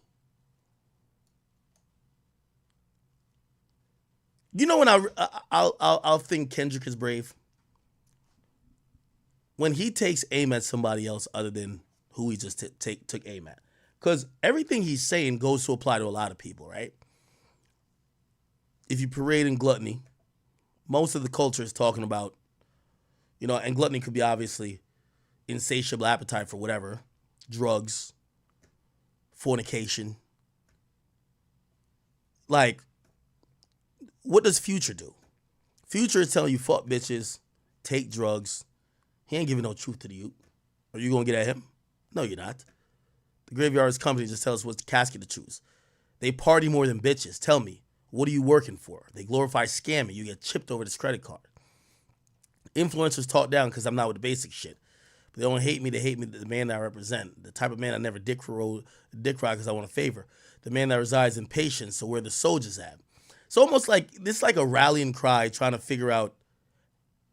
This is like a half-step approach to what Nas did, if you ask me. Nas clearly said hip-hop is dead. He didn't need, I'm feeling the energy of the people that this is a moment I could make this declaration.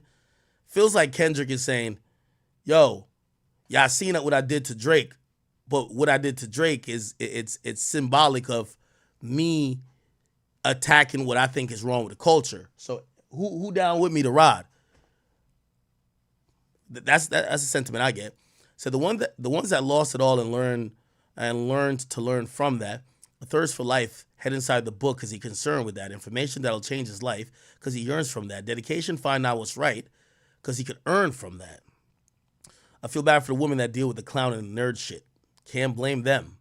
Today they ain't got much to work with. It's like almost he's also giving an excuse to all the whole shit going on, the sexy reds and all that shit.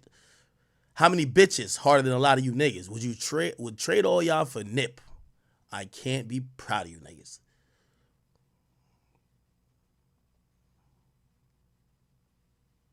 That's interesting. It's interesting.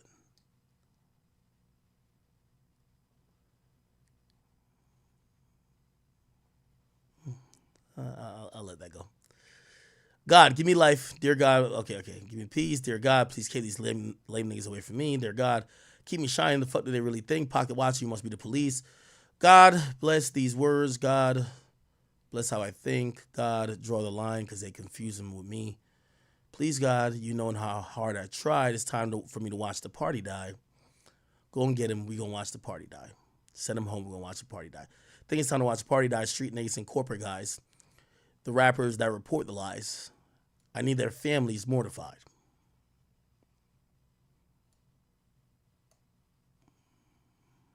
What's street? If this is not the epitome of sneak dissing, what is? I know you might be like, oh no, he's talking in generalities, but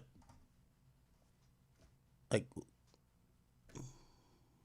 just like how you say you walk somebody down, you made an example. You gotta make an example out of the rest of these niggas. I need their families mortified. We could do life without them. Get their bodies organized. Tell me if you oblige. One thing I'll say about Kendrick, he's like a fake militant. I personally believe. It's fake militant. You know? If I listen to his music before he even got into it with Drake, he's the guy who would be a Black Panther that during the time when that summer where it was so many police brutality cases going viral, he would be the guy to be marching and surrounding the precinct and be almost, this is how his music sounds, like he'd be down to put his life on the line to go to war with the police for what he believed in, which was that they were oppressing or they were, unfairly targeting the Black community. But in reality, this is a whole bunch of words, man. Like, as much as he's like, he definitely gives some substance in terms of knowledge, but we don't see no action from this nigga in terms of any of this militant shit. We do not see. None of this militant shit we see from this nigga. That's my only thing.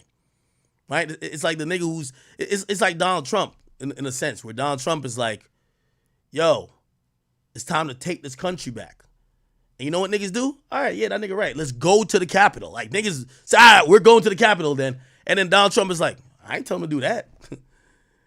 He not down there. Matter of fact, when you listen to Donald Trump's speech, he says he's going there with them. Yo, I'm gonna be there with y'all. That nigga wasn't there. That's Kendrick. Kendrick is talking mad militant. I need their families mortified. We could do life without them. It's like he's almost saying, yo, we gotta take these guys out. No more pillow talking. Jumpstarting neighborhood wars. Dirty macking bitches because your spirit is insecure. The flashy nigga with the nasty decisions using money as a backbone. I want his head cracked before he's back home. Yo, Kendrick, bro. This is like that scene in Training Day where Alonzo pulls up to the hood and he tells him to shoot the white boy, and they look at him and be like, nah, bro, you gonna have to handle this one yourself. We gonna have to see you crack a nigga head first, Kendrick. I don't know what Kendrick is talking about here. Kendrick talking all this militant shit, but niggas, he finna do some militant shit? You know who be saying this sometimes too? But at least he has a 360 view of what he's saying.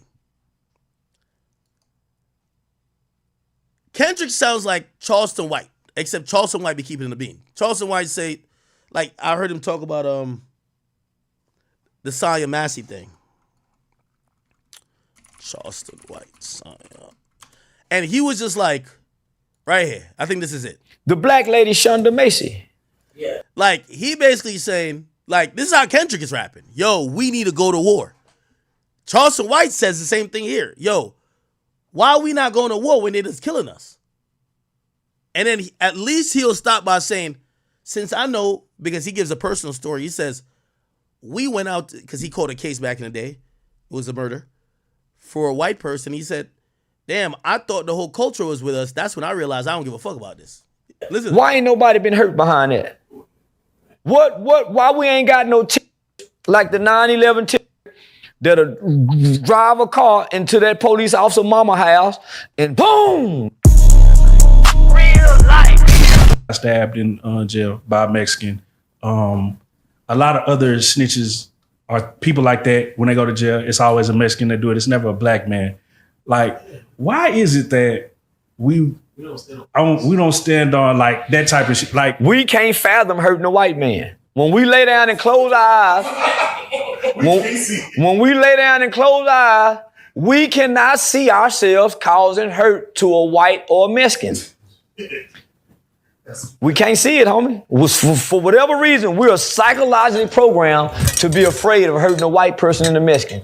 You never hear about Mexicans and blacks having a ride, no. Man, so homie, the music and the culture came along and propagated a mindset to hurt your own, shoot holes in your own boat. Yeah. So it's the culture. So until we attack and demolish and shame the culture, we supposed to be shamed for hurting niggas. Right. And we praise it. So until they don't know how to hurt white people no more. Not that we advocate it, but an eye for an eye and a tooth for a tooth. So with that being said, the black lady Shonda Macy. Yeah. Why ain't nobody been hurt behind that? Why we ain't got no terror? That's how Kendrick rap. I'm burning, chain snatching, tattoos. It's time to decapitate them, mortify their family. Knock their head off before they, like, this is how the niggas talking. I want his head crack. Yo, I know y'all gonna say, like, this is the thing I don't like about Kendrick fans. Like, they be like, he full of substance till you actually break down the lyrics and be like, well, the nigga say he's the biggest hater. That's just him saying, that's just like, yeah, he don't really mean that. I thought he's full of substance. Okay, Kendrick says he want niggas to be on some militarized shit. This is what he's saying the whole time. We want to kill the killers. Okay. We want to burn the village. Okay. We want get him whacked and disqualified. Okay. I just walked that man down. Okay. Yeah, like, this is how he's talking. Like, he's not talking like Come on, man. He's talking like on some Malcolm X shit. Except I don't know if he's really peeping out the window with the shotgun in his hand. Like the 9/11 terrorist that'll drive a car into that police officer mama house and boom, you know what I'm saying? Why we ain't got nobody like that? Everybody else do. The Mexican cartel got somebody that'll come crash out, homie. Even white people, they got some white boys that they can program to come kill 10 black people in the church. They got some crash dummies, homie. Yeah, I agree with this. Kendrick Lamar music is trying to rile up some crash dummies because Kendrick ain't doing none of this shit. I want his head cracked before he's home. Kendrick, stop it. Stop it.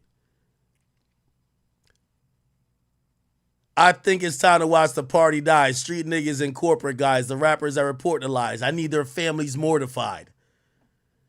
Bruh, this is what I just want to tell y'all niggas. Like, I like Kendrick as well. Don't get it twisted. But the niggas just rhyming words. Like, there ain't no, like, this whole, like, he's smarter than, there's no action to these words, my nigga. That's the difference between a nigga. That's why Kendrick is high on my MC list.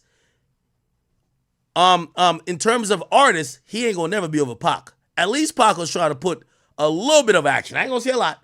A little bit of action to what he was saying. And he wasn't rhyming so eloquently. He was trying to put a little bit of action to it. Kendrick just rapping and disappearing. It's a David Blaine act. Like, when you start talking like this, niggas like Chief keeps saying he about to go shoot New Jersey up. He about to go, when he see JoJo, he gonna ride on him. And then you see them niggas sitting next side of, well, obviously JoJo is the C, but imagine him and one of his ops he was rapping about sitting next to each other at a award show. What the fuck? There gotta be some action behind these goddamn words.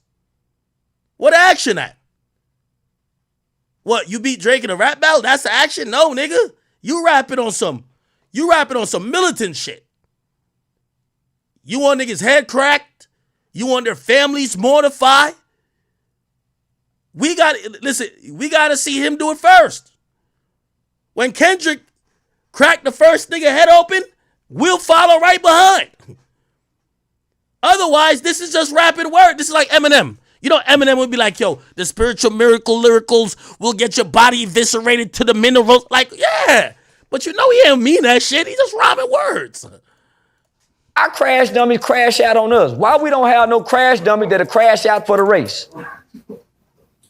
Why? Because we can't imagine it. But we'll crash out on each other. Who just said in the chat, talking about act, talking like a 13-year-old. So Kendrick could talk all this super militant shit that is supposedly the substance of why people like him, except there's no action towards it, and he's only instructing other people to do what he ain't gonna do. What? Are you not listening to the lyrics? He's bruh. Listen to how the niggas, y'all the same niggas that after he made a whole 3 songs saying Drake should die, he's a pedophile, he's a sick nigga, you'll be like, nah, that's just rap, man. That's just rap, man. Like, yo, you know what I seen somebody say today? It was the DeRozan thing. People like, man, y'all niggas take these raps serious. But the nigga said he's a pedophile that should die. Wait, it's Kendrick, my bad. Okay. Okay. Each other. I don't give a damn about going to jail. Okay, if you don't give a damn, let's hunt George Zimmerman down. If you don't, why, homie? Why ain't nobody done nothing in the name of police shooters? No, nothing. Why we ain't turning up the country for a woman who was killed for calling on the Lord? She was murdered for calling on the Lord, and he said, I felt like she would go kill me when she said, rebuke you in the name of Jesus. Where are all these black churches that'll go find out where his mama live, his kids live, the police chief live, and be out there waiting to do something? Where they at? Where they at, my nigga? But we so gangster with each other. So that's why I say, this culture, don't nothing bother me about what happened to black people. Don't nothing bother me what happened to black people. They can kill an innocent old 90-year-old black woman tomorrow. I wouldn't give a damn. They could murder a 6-month-old baby in the name of a mistaken identity. They could have been looking for a 24-year-old man and came in and shot a baby. It wouldn't bother me, homie, because I know nobody's gonna die for what they do to us. Nobody's gonna be hurt for what they done to us. If a Mexican do something to us, we gonna let the Mexican make it, homie. Matter of fact, if we in jail and the Mexicans want to do something to me, they'll give me to the Mexicans, homie. Just to keep peace with the Mexicans, call it politicking. So homie, they miss me with all that. Man, and it's so fucked up because I watched the documentaries. If a white man causes all the prison on K2 getting high. He was raped in prison, and then ass on that seat is on. He just sitting right there getting drunk with you. He's priming up. We're here taking that drink. Anyway. Yeah, so I mean, shit, look at this. Y'all seen this Pitchfork article? And I know Pitchfork trash. They're trash. But they kind of seen it for what it is too. They says the more visible you get, the more your spirit is tried. This is the rapper reflects in this track. But let's read this. Pop Out Summer has lasted a little too long for Kendrick. I think it's time for me to watch a party die, you menaces on the latest song. It released on Instagram during the VMAs. It says I think belies his conviction. Channeling the worn black Air Forces in the accompanying photo, Kendrick raps with smoldering contempt, lamenting the state of the culture. The institution he credited with killing Nipsey Hussle on The Hard Part 5 and empowering him to mollywop Drake on Euphoria. The boy and a shadow of army of influencers receive a few subliminal shots, but Kendrick is more keen to ponder than punch. The mellow instrumental laced with pillowy vocal loop, haunted. Okay, cool. It says the vision, the vision of righteousness, wrath, is a bit funny coming from next year's Super Bowl performer. That's a pretty big party, and after the open, right? Y'all can't wait to watch a party die, but I'm performing at the biggest party, right? This is crazy. And after the open vitriol of the preceding diss track, the cryptic threats feel somewhat anticlimactic, but for better or worse, Kendrick Lamar remains rap's most compelling hypocrite. I mean, some people see him through it. Still a great artist. Still, fucking amazing. But, you realize, and almost every artist is like this, right? And by the way, I think there's some self-awareness too. If you listen to Kendrick's raps, there's some self-awareness too. Self-awareness, 100%.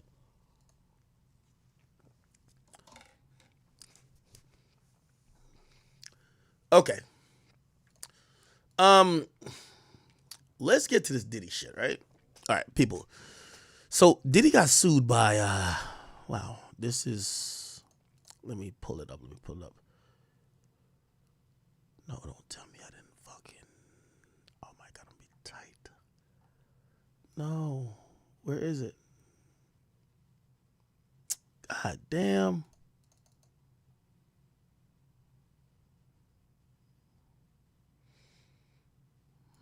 All right, give me 1 second. I'm pulling up this Diddy lawsuit. We're going to read it. Dawn Richards actually put this out.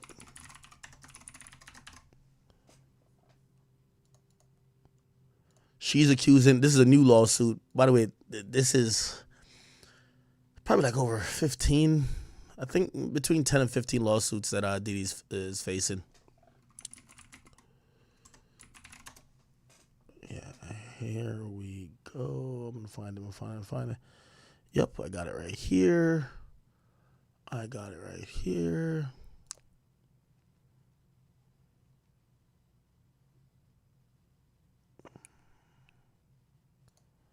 Okay, just give me 1 second. No, not that. It's this.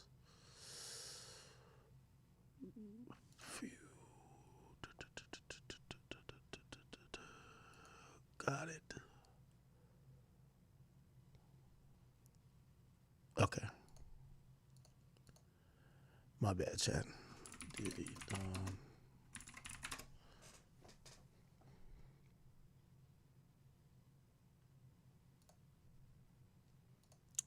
yeah, I thought I saved it, so I had to pull it. I had to pull it from the website again.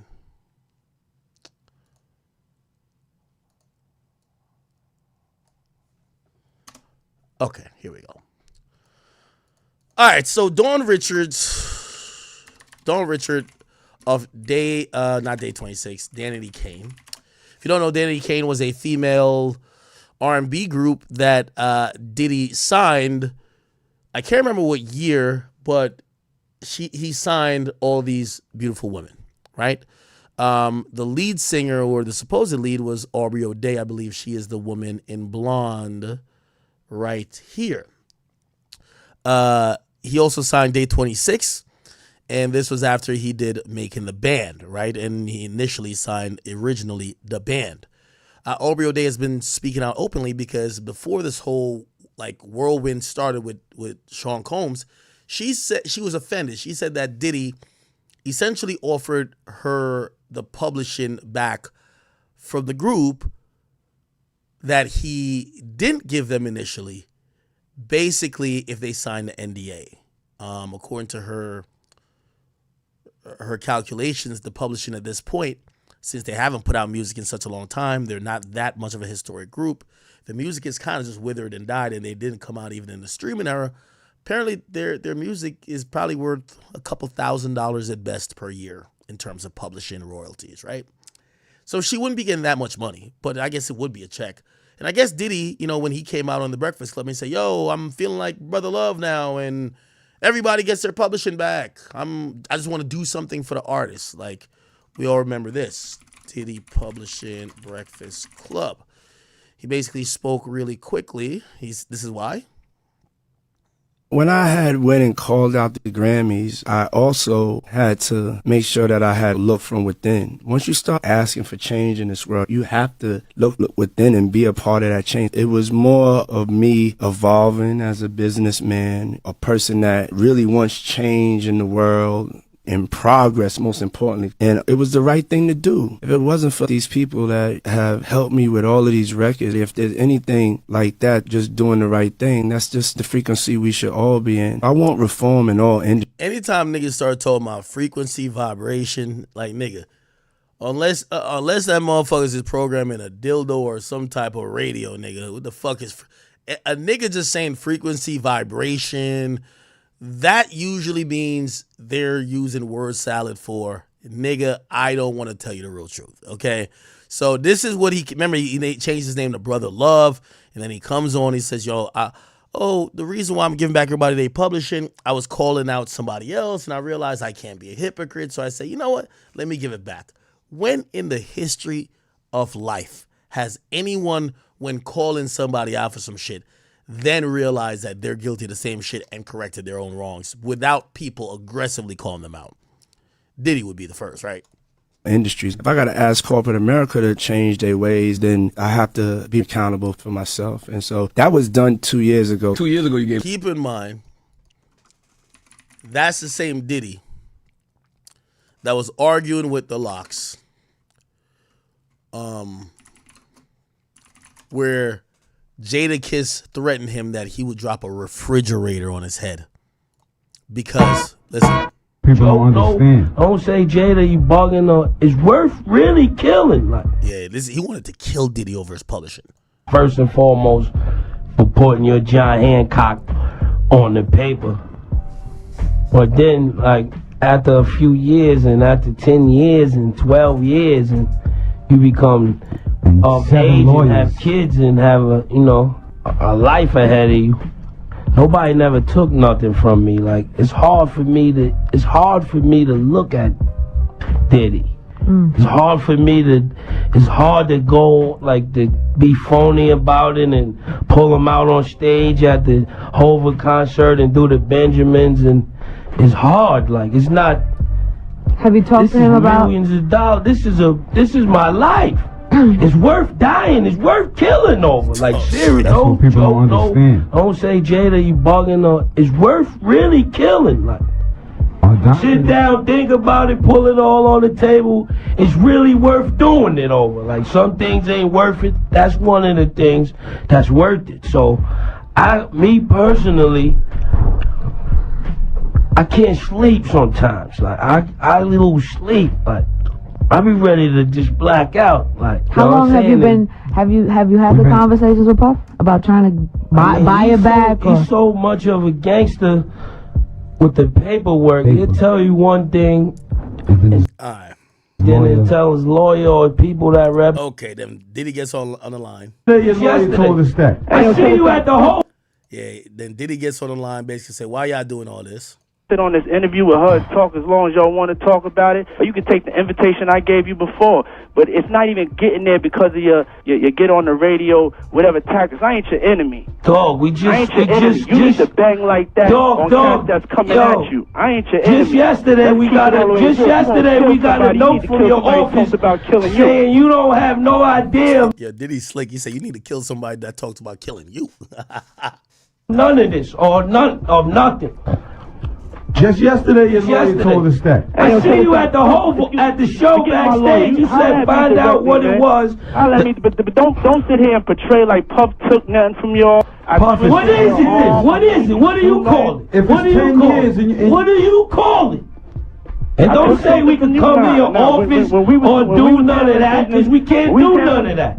We can't handle it no other way but with lawyers, and you know that, so don't get on the radio and act like a tough guy or none of that. Wait, you know how we can settle? You acting tough. I'm in my office, so why don't we stop talking on the radio?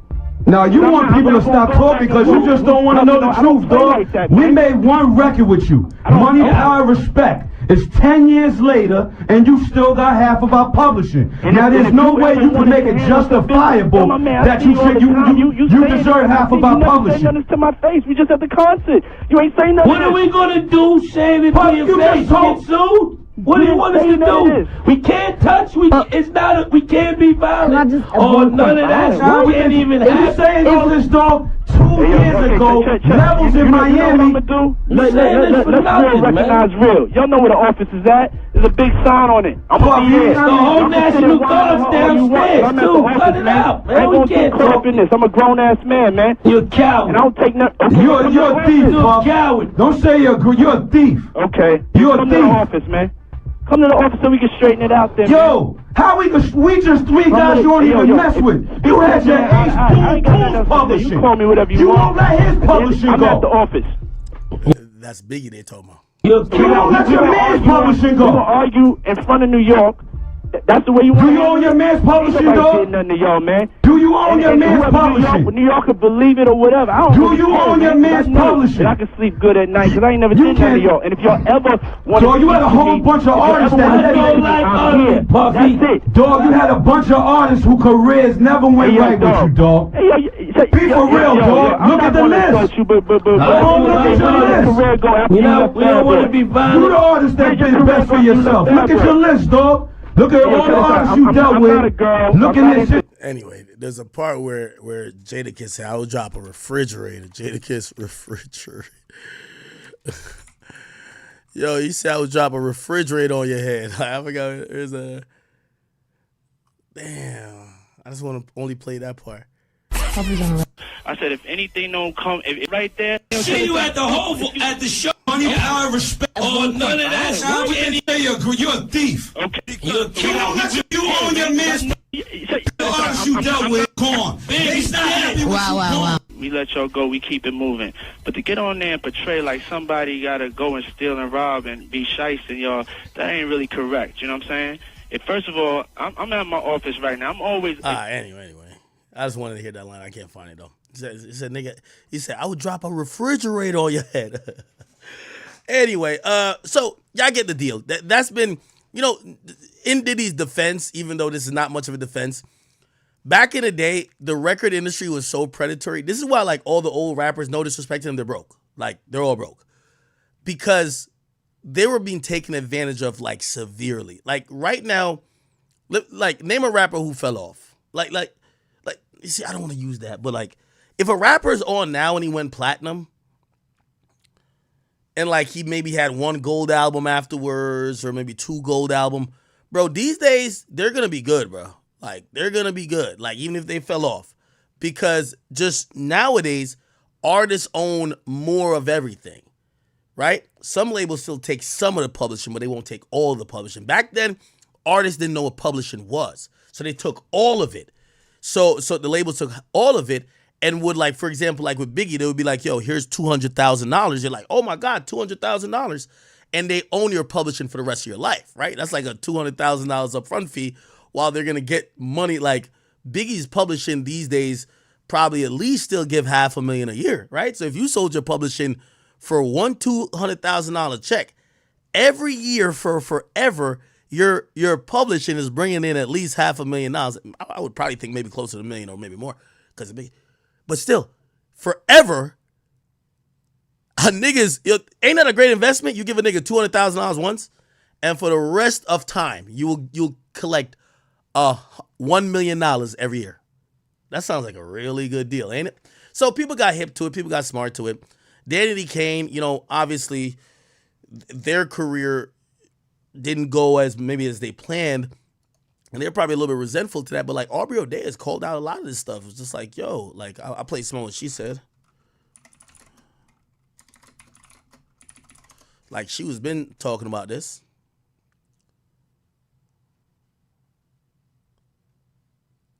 Hold on.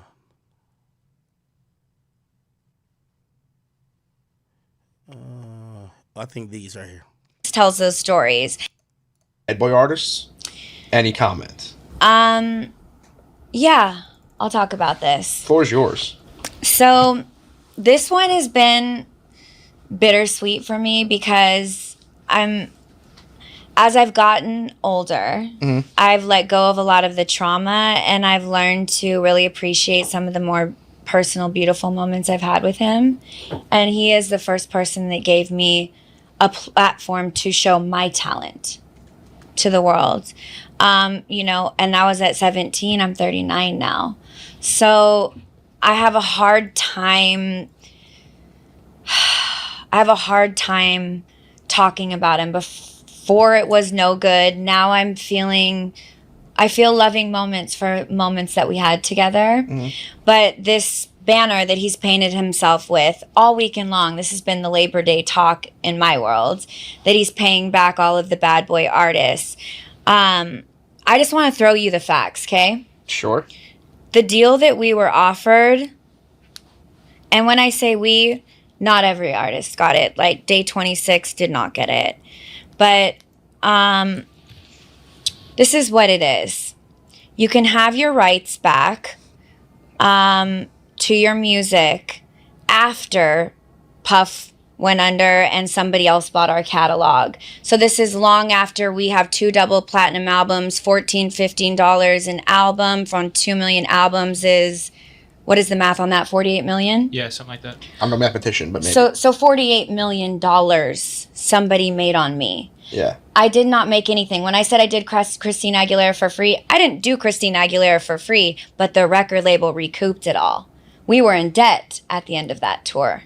Yeah, it's pretty crazy. So I worked for free for the first 6-7 years of my career, basically, and also MTV was not paying us. And this is another part that I have that I feel some kind of way about, because MTV since then, in these recent years, has brought back every big cult show, meaning it had millions of followers, and it was at least 6 seasons, right? Yeah. Making the Band is one of those. They brought back Real World, they brought back Jersey Shore, they brought back Laguna Beach. Making the Band is the only one that they did not bring back.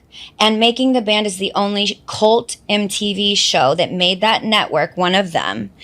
I heard that's all Diddy's doing. Diddy had some deal with them, and yeah, so we've never seen any of the Making the Bands back. Again, Diddy doing his normal shit. Anyway, pretty much Diddy offered the women of not Day 26, that's a male group.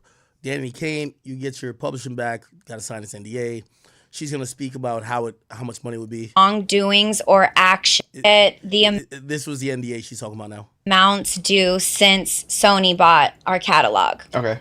So streaming for the past couple years, it's about $800, $900, some in the hundreds, okay? And in order to get that, I have to release him for any claims or wrongdoings or actions prior to the date of the release.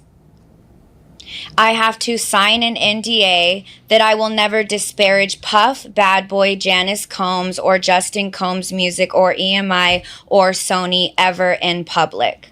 So that you just got recently for this thing. I got it a few months ago when he started for doing what's this. in the news now. So what's happening is artists, some of them, not all of them, are being given streaming royalties and ownership back over our publishing on songs that we wrote at a time when you know that you have to stream a song 1 million times to make a cent. Yeah. Okay? It's hundreds of dollars. And me as somebody that's a girl's girl, I hit everyone in my group and said, absolutely do not take this deal. I can get us a show on Hulu right now and talking about boy bands and girl bands, because you have to realize there's a handful, 2 handfuls at most, of boy and girl bands that had platinum albums, 2 platinum albums and that will never happen again. And most people that have had to go through those types of things, like the real ways the Kardashians got to where they got, Ray J tried exposing a lot of that life, and entered an industry where somebody made $48 million? Nearly $50 million? And we didn't even see a penny of that, and we were in thongs and 5-inch heels for years of our lives on stage. Now, I'm going to be honest with you. I don't got a problem with that, low key. Hey, that's how the music business been, man. These rappers been parading around with jewelry, cars, rented cars. They get gifts and trinkets from their CEOs. You know, Drake flying around on a jumbo jet. Have you ever figured out what Lucian Grange drive around in or fly around in? You don't know.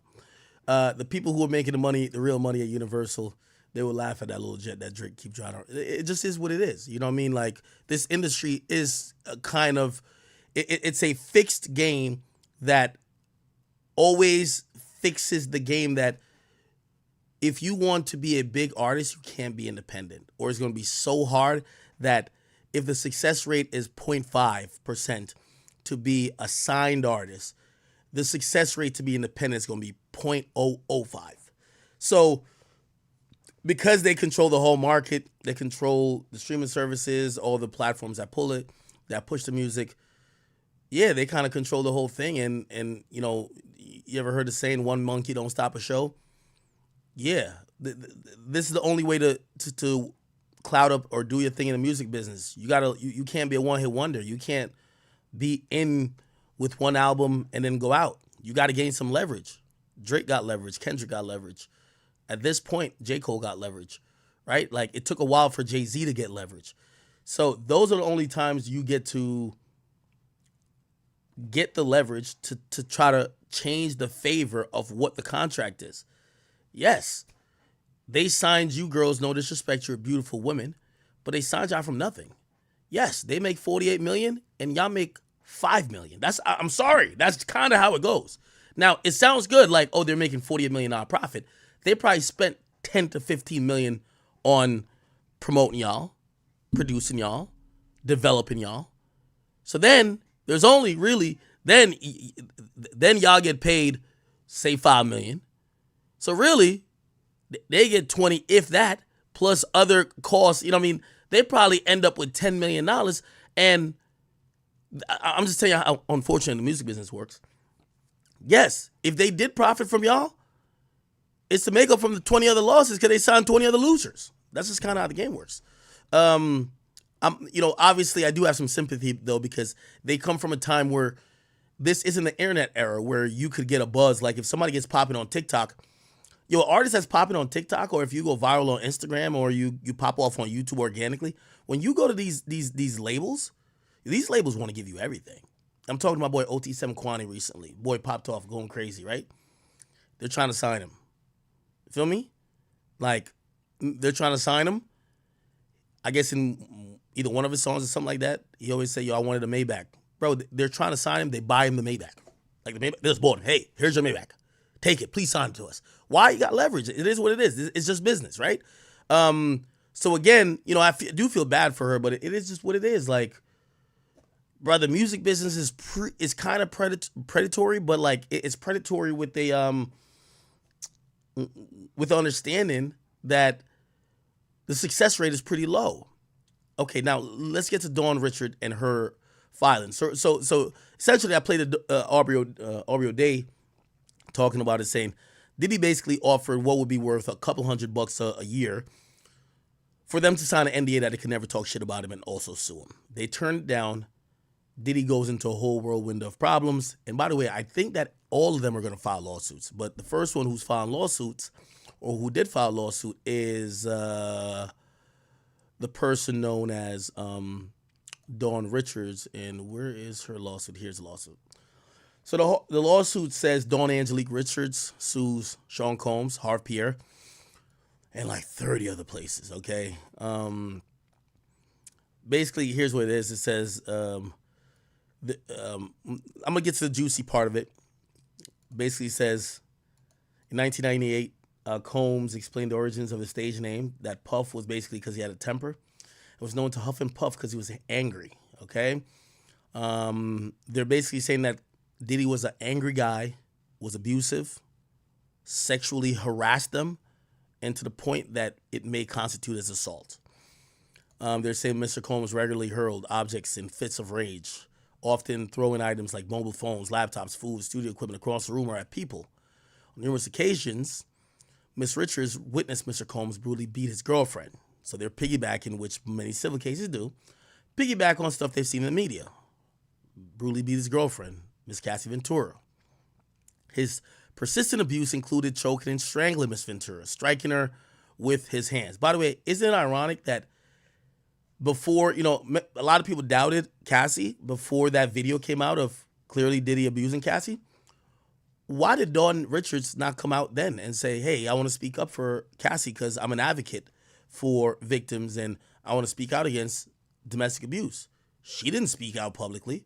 You know what she did? Wait till that video came out. Wait till Cassie got her money. And now she's just basically now saying, oh, yeah, I seen that happen. So, a lot of times, remember, this is a civil suit. Yeah, this is a money hunting process, right? We got to remember that. Okay. On many occasions, Miss Richards tried to intervene, offering Cassie support and encouragement to leave him. Each time, Mr. Combs learned of her efforts, became enraged, and threatened her life with statements as, you want to die today? I make niggas go missing. I end people. Compounding his violent acts and threats, he flagrantly exploited her musical talent as a singer, while withholding her rights earned and stealing copyrighted works and subjecting her to years of inhumane work conditions, which included groping, assault, false imprisonment, among other violations.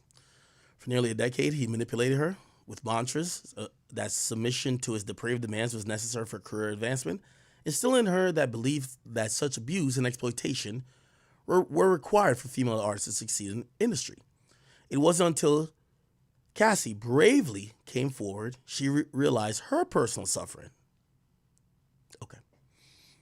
was tied to many years of abuse by Combs that became normalized for her as more women courageously came forward. Dawn Richards actually has been empowered by the collective strength and now adds her voice to a growing chorus of victims, bravely sharing their horror stories together. They seek justice, stand in solidarity as the latest victims of the Me Too movement. Oh my God, they even put this in the intro. Wow. Goes to parties, and then let's get to some of the salacious shit. Factual allegations is how they met. Let's go past this. This is about, what the album sold. They say she's owed like $1 million of unpaid salary. And she's owed $500,000 in royalties. The damages on unpaid wages for touring are estimated to be $1.8 million. He fired Aubrey O'Day, D. Woods from Danny Kaye live on television in 2008, which is why Danny Kaye got disbanded in 2009. And then now, here's where the allegations are going to come in. Keep in mind, I want to preface this with, this is a civil suit, and all of these allegations should be taken as such. Give me a second. Oh my God. No.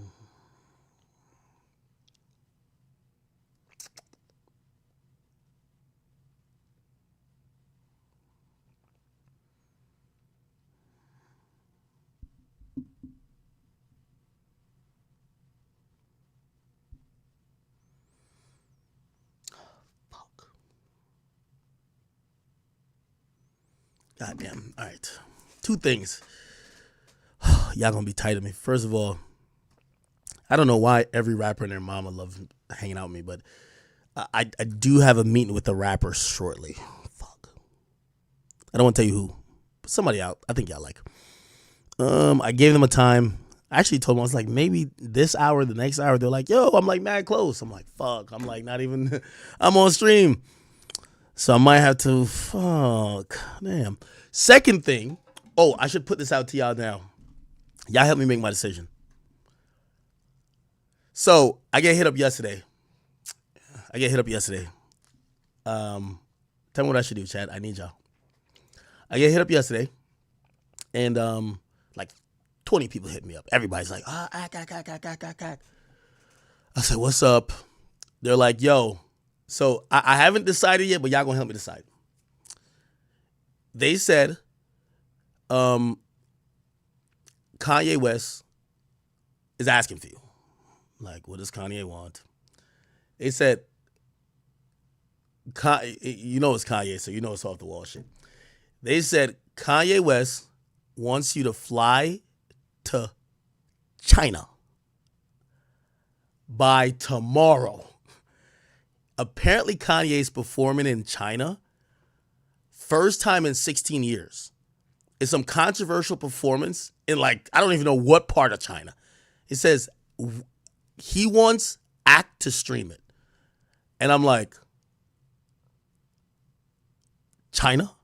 Like, what the fuck are we doing? I'm like, fuck am I going to China? Like, Instagram don't even work. So they're like, yo, send us your flight. Like, they're like mad. Like, I'm like, wait, you don't have a life. I have like things to do. I have an itinerary. So I was just like, so you're telling me the nigga wants me to fly to China in like a day to go stream his concert? But yeah, apparently he's I don't know if you, I guess I got to pause on the story real quick. I'm going to get back to the Dawn stuff, but Kanye West, China. Kanye is, look. Yeah, he's going to be in China. In a Hainan province. Yo, I don't even want to say nothing. Because let's say if I do go to China, I don't want him to like just detain me and just be like, oh, yeah, nigga, you know you ain't going back. That's my biggest fear. I get to China and they'd be like, say bye-bye, United States. You are a hostage now, my nigga, okay? You better hope sleepy Joe Biden go get you back. You ain't going back, nigga. That's my biggest fear. Second of all, the flight is like 20 hours. I'm like, what the fuck?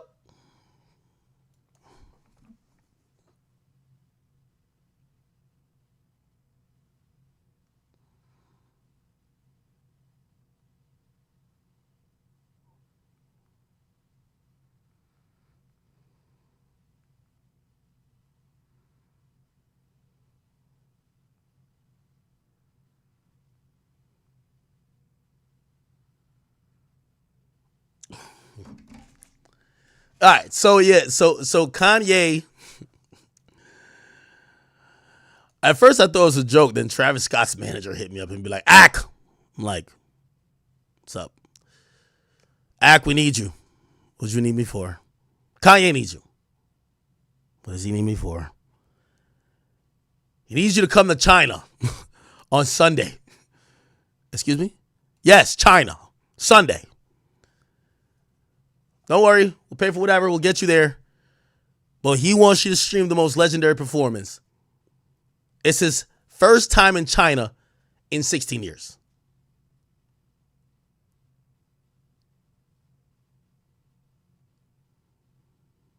And I'm like, why couldn't this nigga just do this in Wyoming? Y'all remember when, you know Kanye, like, remember he had the Wyoming, like, bonfire thing. Everybody was out there in the cold around like a couple of fires, and he was playing his music. I remember he had invited me, and supposedly he had gotten a private jet for all the journalists. And I remember the guy who used to work at, what's his name again? Noah. He used to work at Complex, but he was working for Def Jam at the point. He was like, yo, Ack, all right, we got your name on the manifest. Cool. And I remember like the day before, I was just like, fuck am I going to Wyoming for? Like, why? Why am I going to Wyoming? And I ain't gonna lie, Wyoming sounds a lot better than China. Now I'm like, nigga, I didn't even know. Somebody told me like, yo, you have to get a special visa to go into China. I'm like, what do you mean? I got my American passport. That's golden everywhere. So no, you need a special passport to go into China.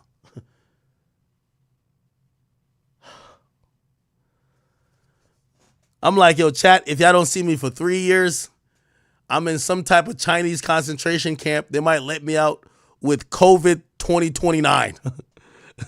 If you see me come out, they let me out with COVID 2029. Okay? I get off the plane, I'm like, is this China? Be like, yeah, nigga, this is Wuhan. What the fuck? Where am I at? Where'd y'all just send me? Chat, if I don't come back, just please don't forget about me. Just please don't forget about me. I ain't gonna lie, I ain't responding to him yet. I'm like thinking about it. I'm like, maybe I shouldn't go. I'm like, this dude sound kind of cool. But I'm like, bro, China seems like, yo, I have severe plane anxiety. Like severe. Like, I'm gonna be honest with you. I've never took a Xan. You know, Drake be like, yo, I took half a Xan. Nigga, I might need 3 Xans, nigga. I'm telling you. Even like at this point, I don't even board a plane if it's not first class. But like, bro, like once I see the plane door closes, I get the craziest, what do you call it again? Claustrophobia. Bro, I just, like my mind is just racing. It's just like, bro, the last flight I've been on, I had to get up and I went into the bathroom. And bro, I was just trying to think about I was going crazy. I gotta like take sleeping pills or something. I don't know what it is. I'm starting to hate, and I used to like planes.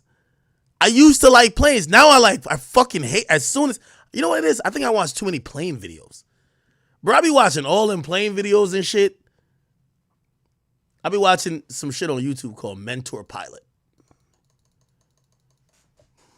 Low-key, one day I feel like I want to become a pilot. But yeah, this nigga right here, man. After I'm done watching his videos, man, I boarded the next flight. I was paranoid as hell, nigga, because I'm over here trying to do the checklist with the damn posse. Let me check the flaps. What's going on over there with that? I wonder if this is pressurized enough. Yeah. I'm a paranoid wreck, and that's for a 3-hour flight to Miami. Going to like Vegas now, 5 hours. Oh my God. That is like, Vegas is exhausting to get to. But forget Vegas, my nigga. You know what's exhausting now? No. Well, I mean, Vegas and LA is the same time. It's like 5 hours. But imagine having to be on a plane 4 times that time. I think it's 20 hours or like 15 or 16. When I went to London, it was 7 hours. Oh my God. It was bad. It was bad, bro. It was bad. But flying to China, my nigga? Nigga, that sounds crazy, my nigga. Like,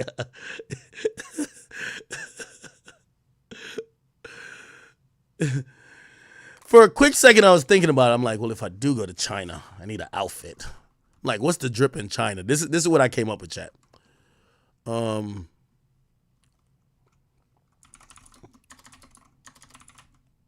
I definitely need one of these. Like one of these little straw hats. Like something like this, right? No, it's gotta be straw. Straw hats, China. Fuck that. I don't know why. Yes, something like this. Yes. Something like this, right? Yeah, I was thinking about like, ain't this a drip? I'm getting like something like this. What else? Yeah, something like this. Yeah.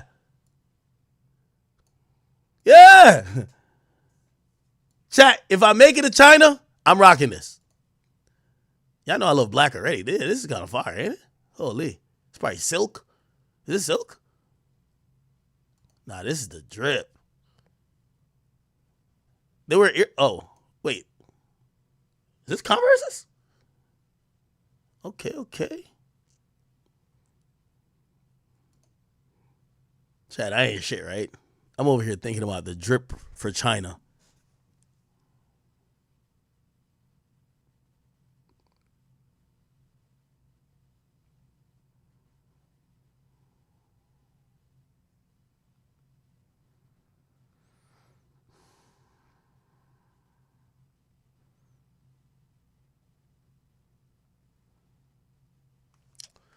Yo, Chad, I'm gonna have to run. Fuck, bro.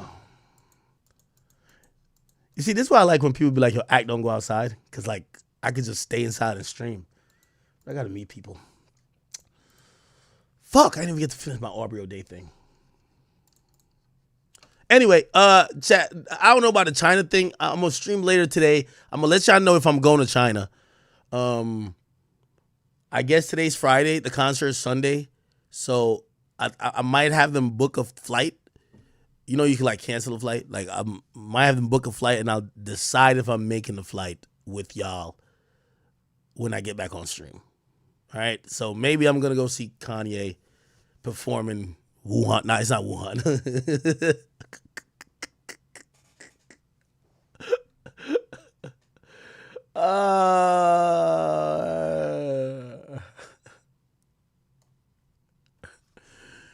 Fuck. Yeah, my bad. Wait, what the fuck? Oh, my man is out there. Yo, I'm such a... Yo, why I be on nigga timing? I told... Yo, since when the rappers start pulling up on time? I told this nigga one time, this nigga pulled up at the exact time. I actually told him between 2 times. The nigga pulled up at the earliest time. Fuck. All right, chat. I ain't gonna lie. I gotta run, bro. I ain't even gonna hold you. All right. Maybe I shoot a little vlog or something like that if he's vlog ready. Okay. Chat. Love y'all. I do have to get off of here. I will be back as soon as possible. As soon as I'm done hanging out with this is my only outside time. All right. As soon as I'm done with this, I'm back inside to fucking stream. Fuck. But I hate standing people up. Pause.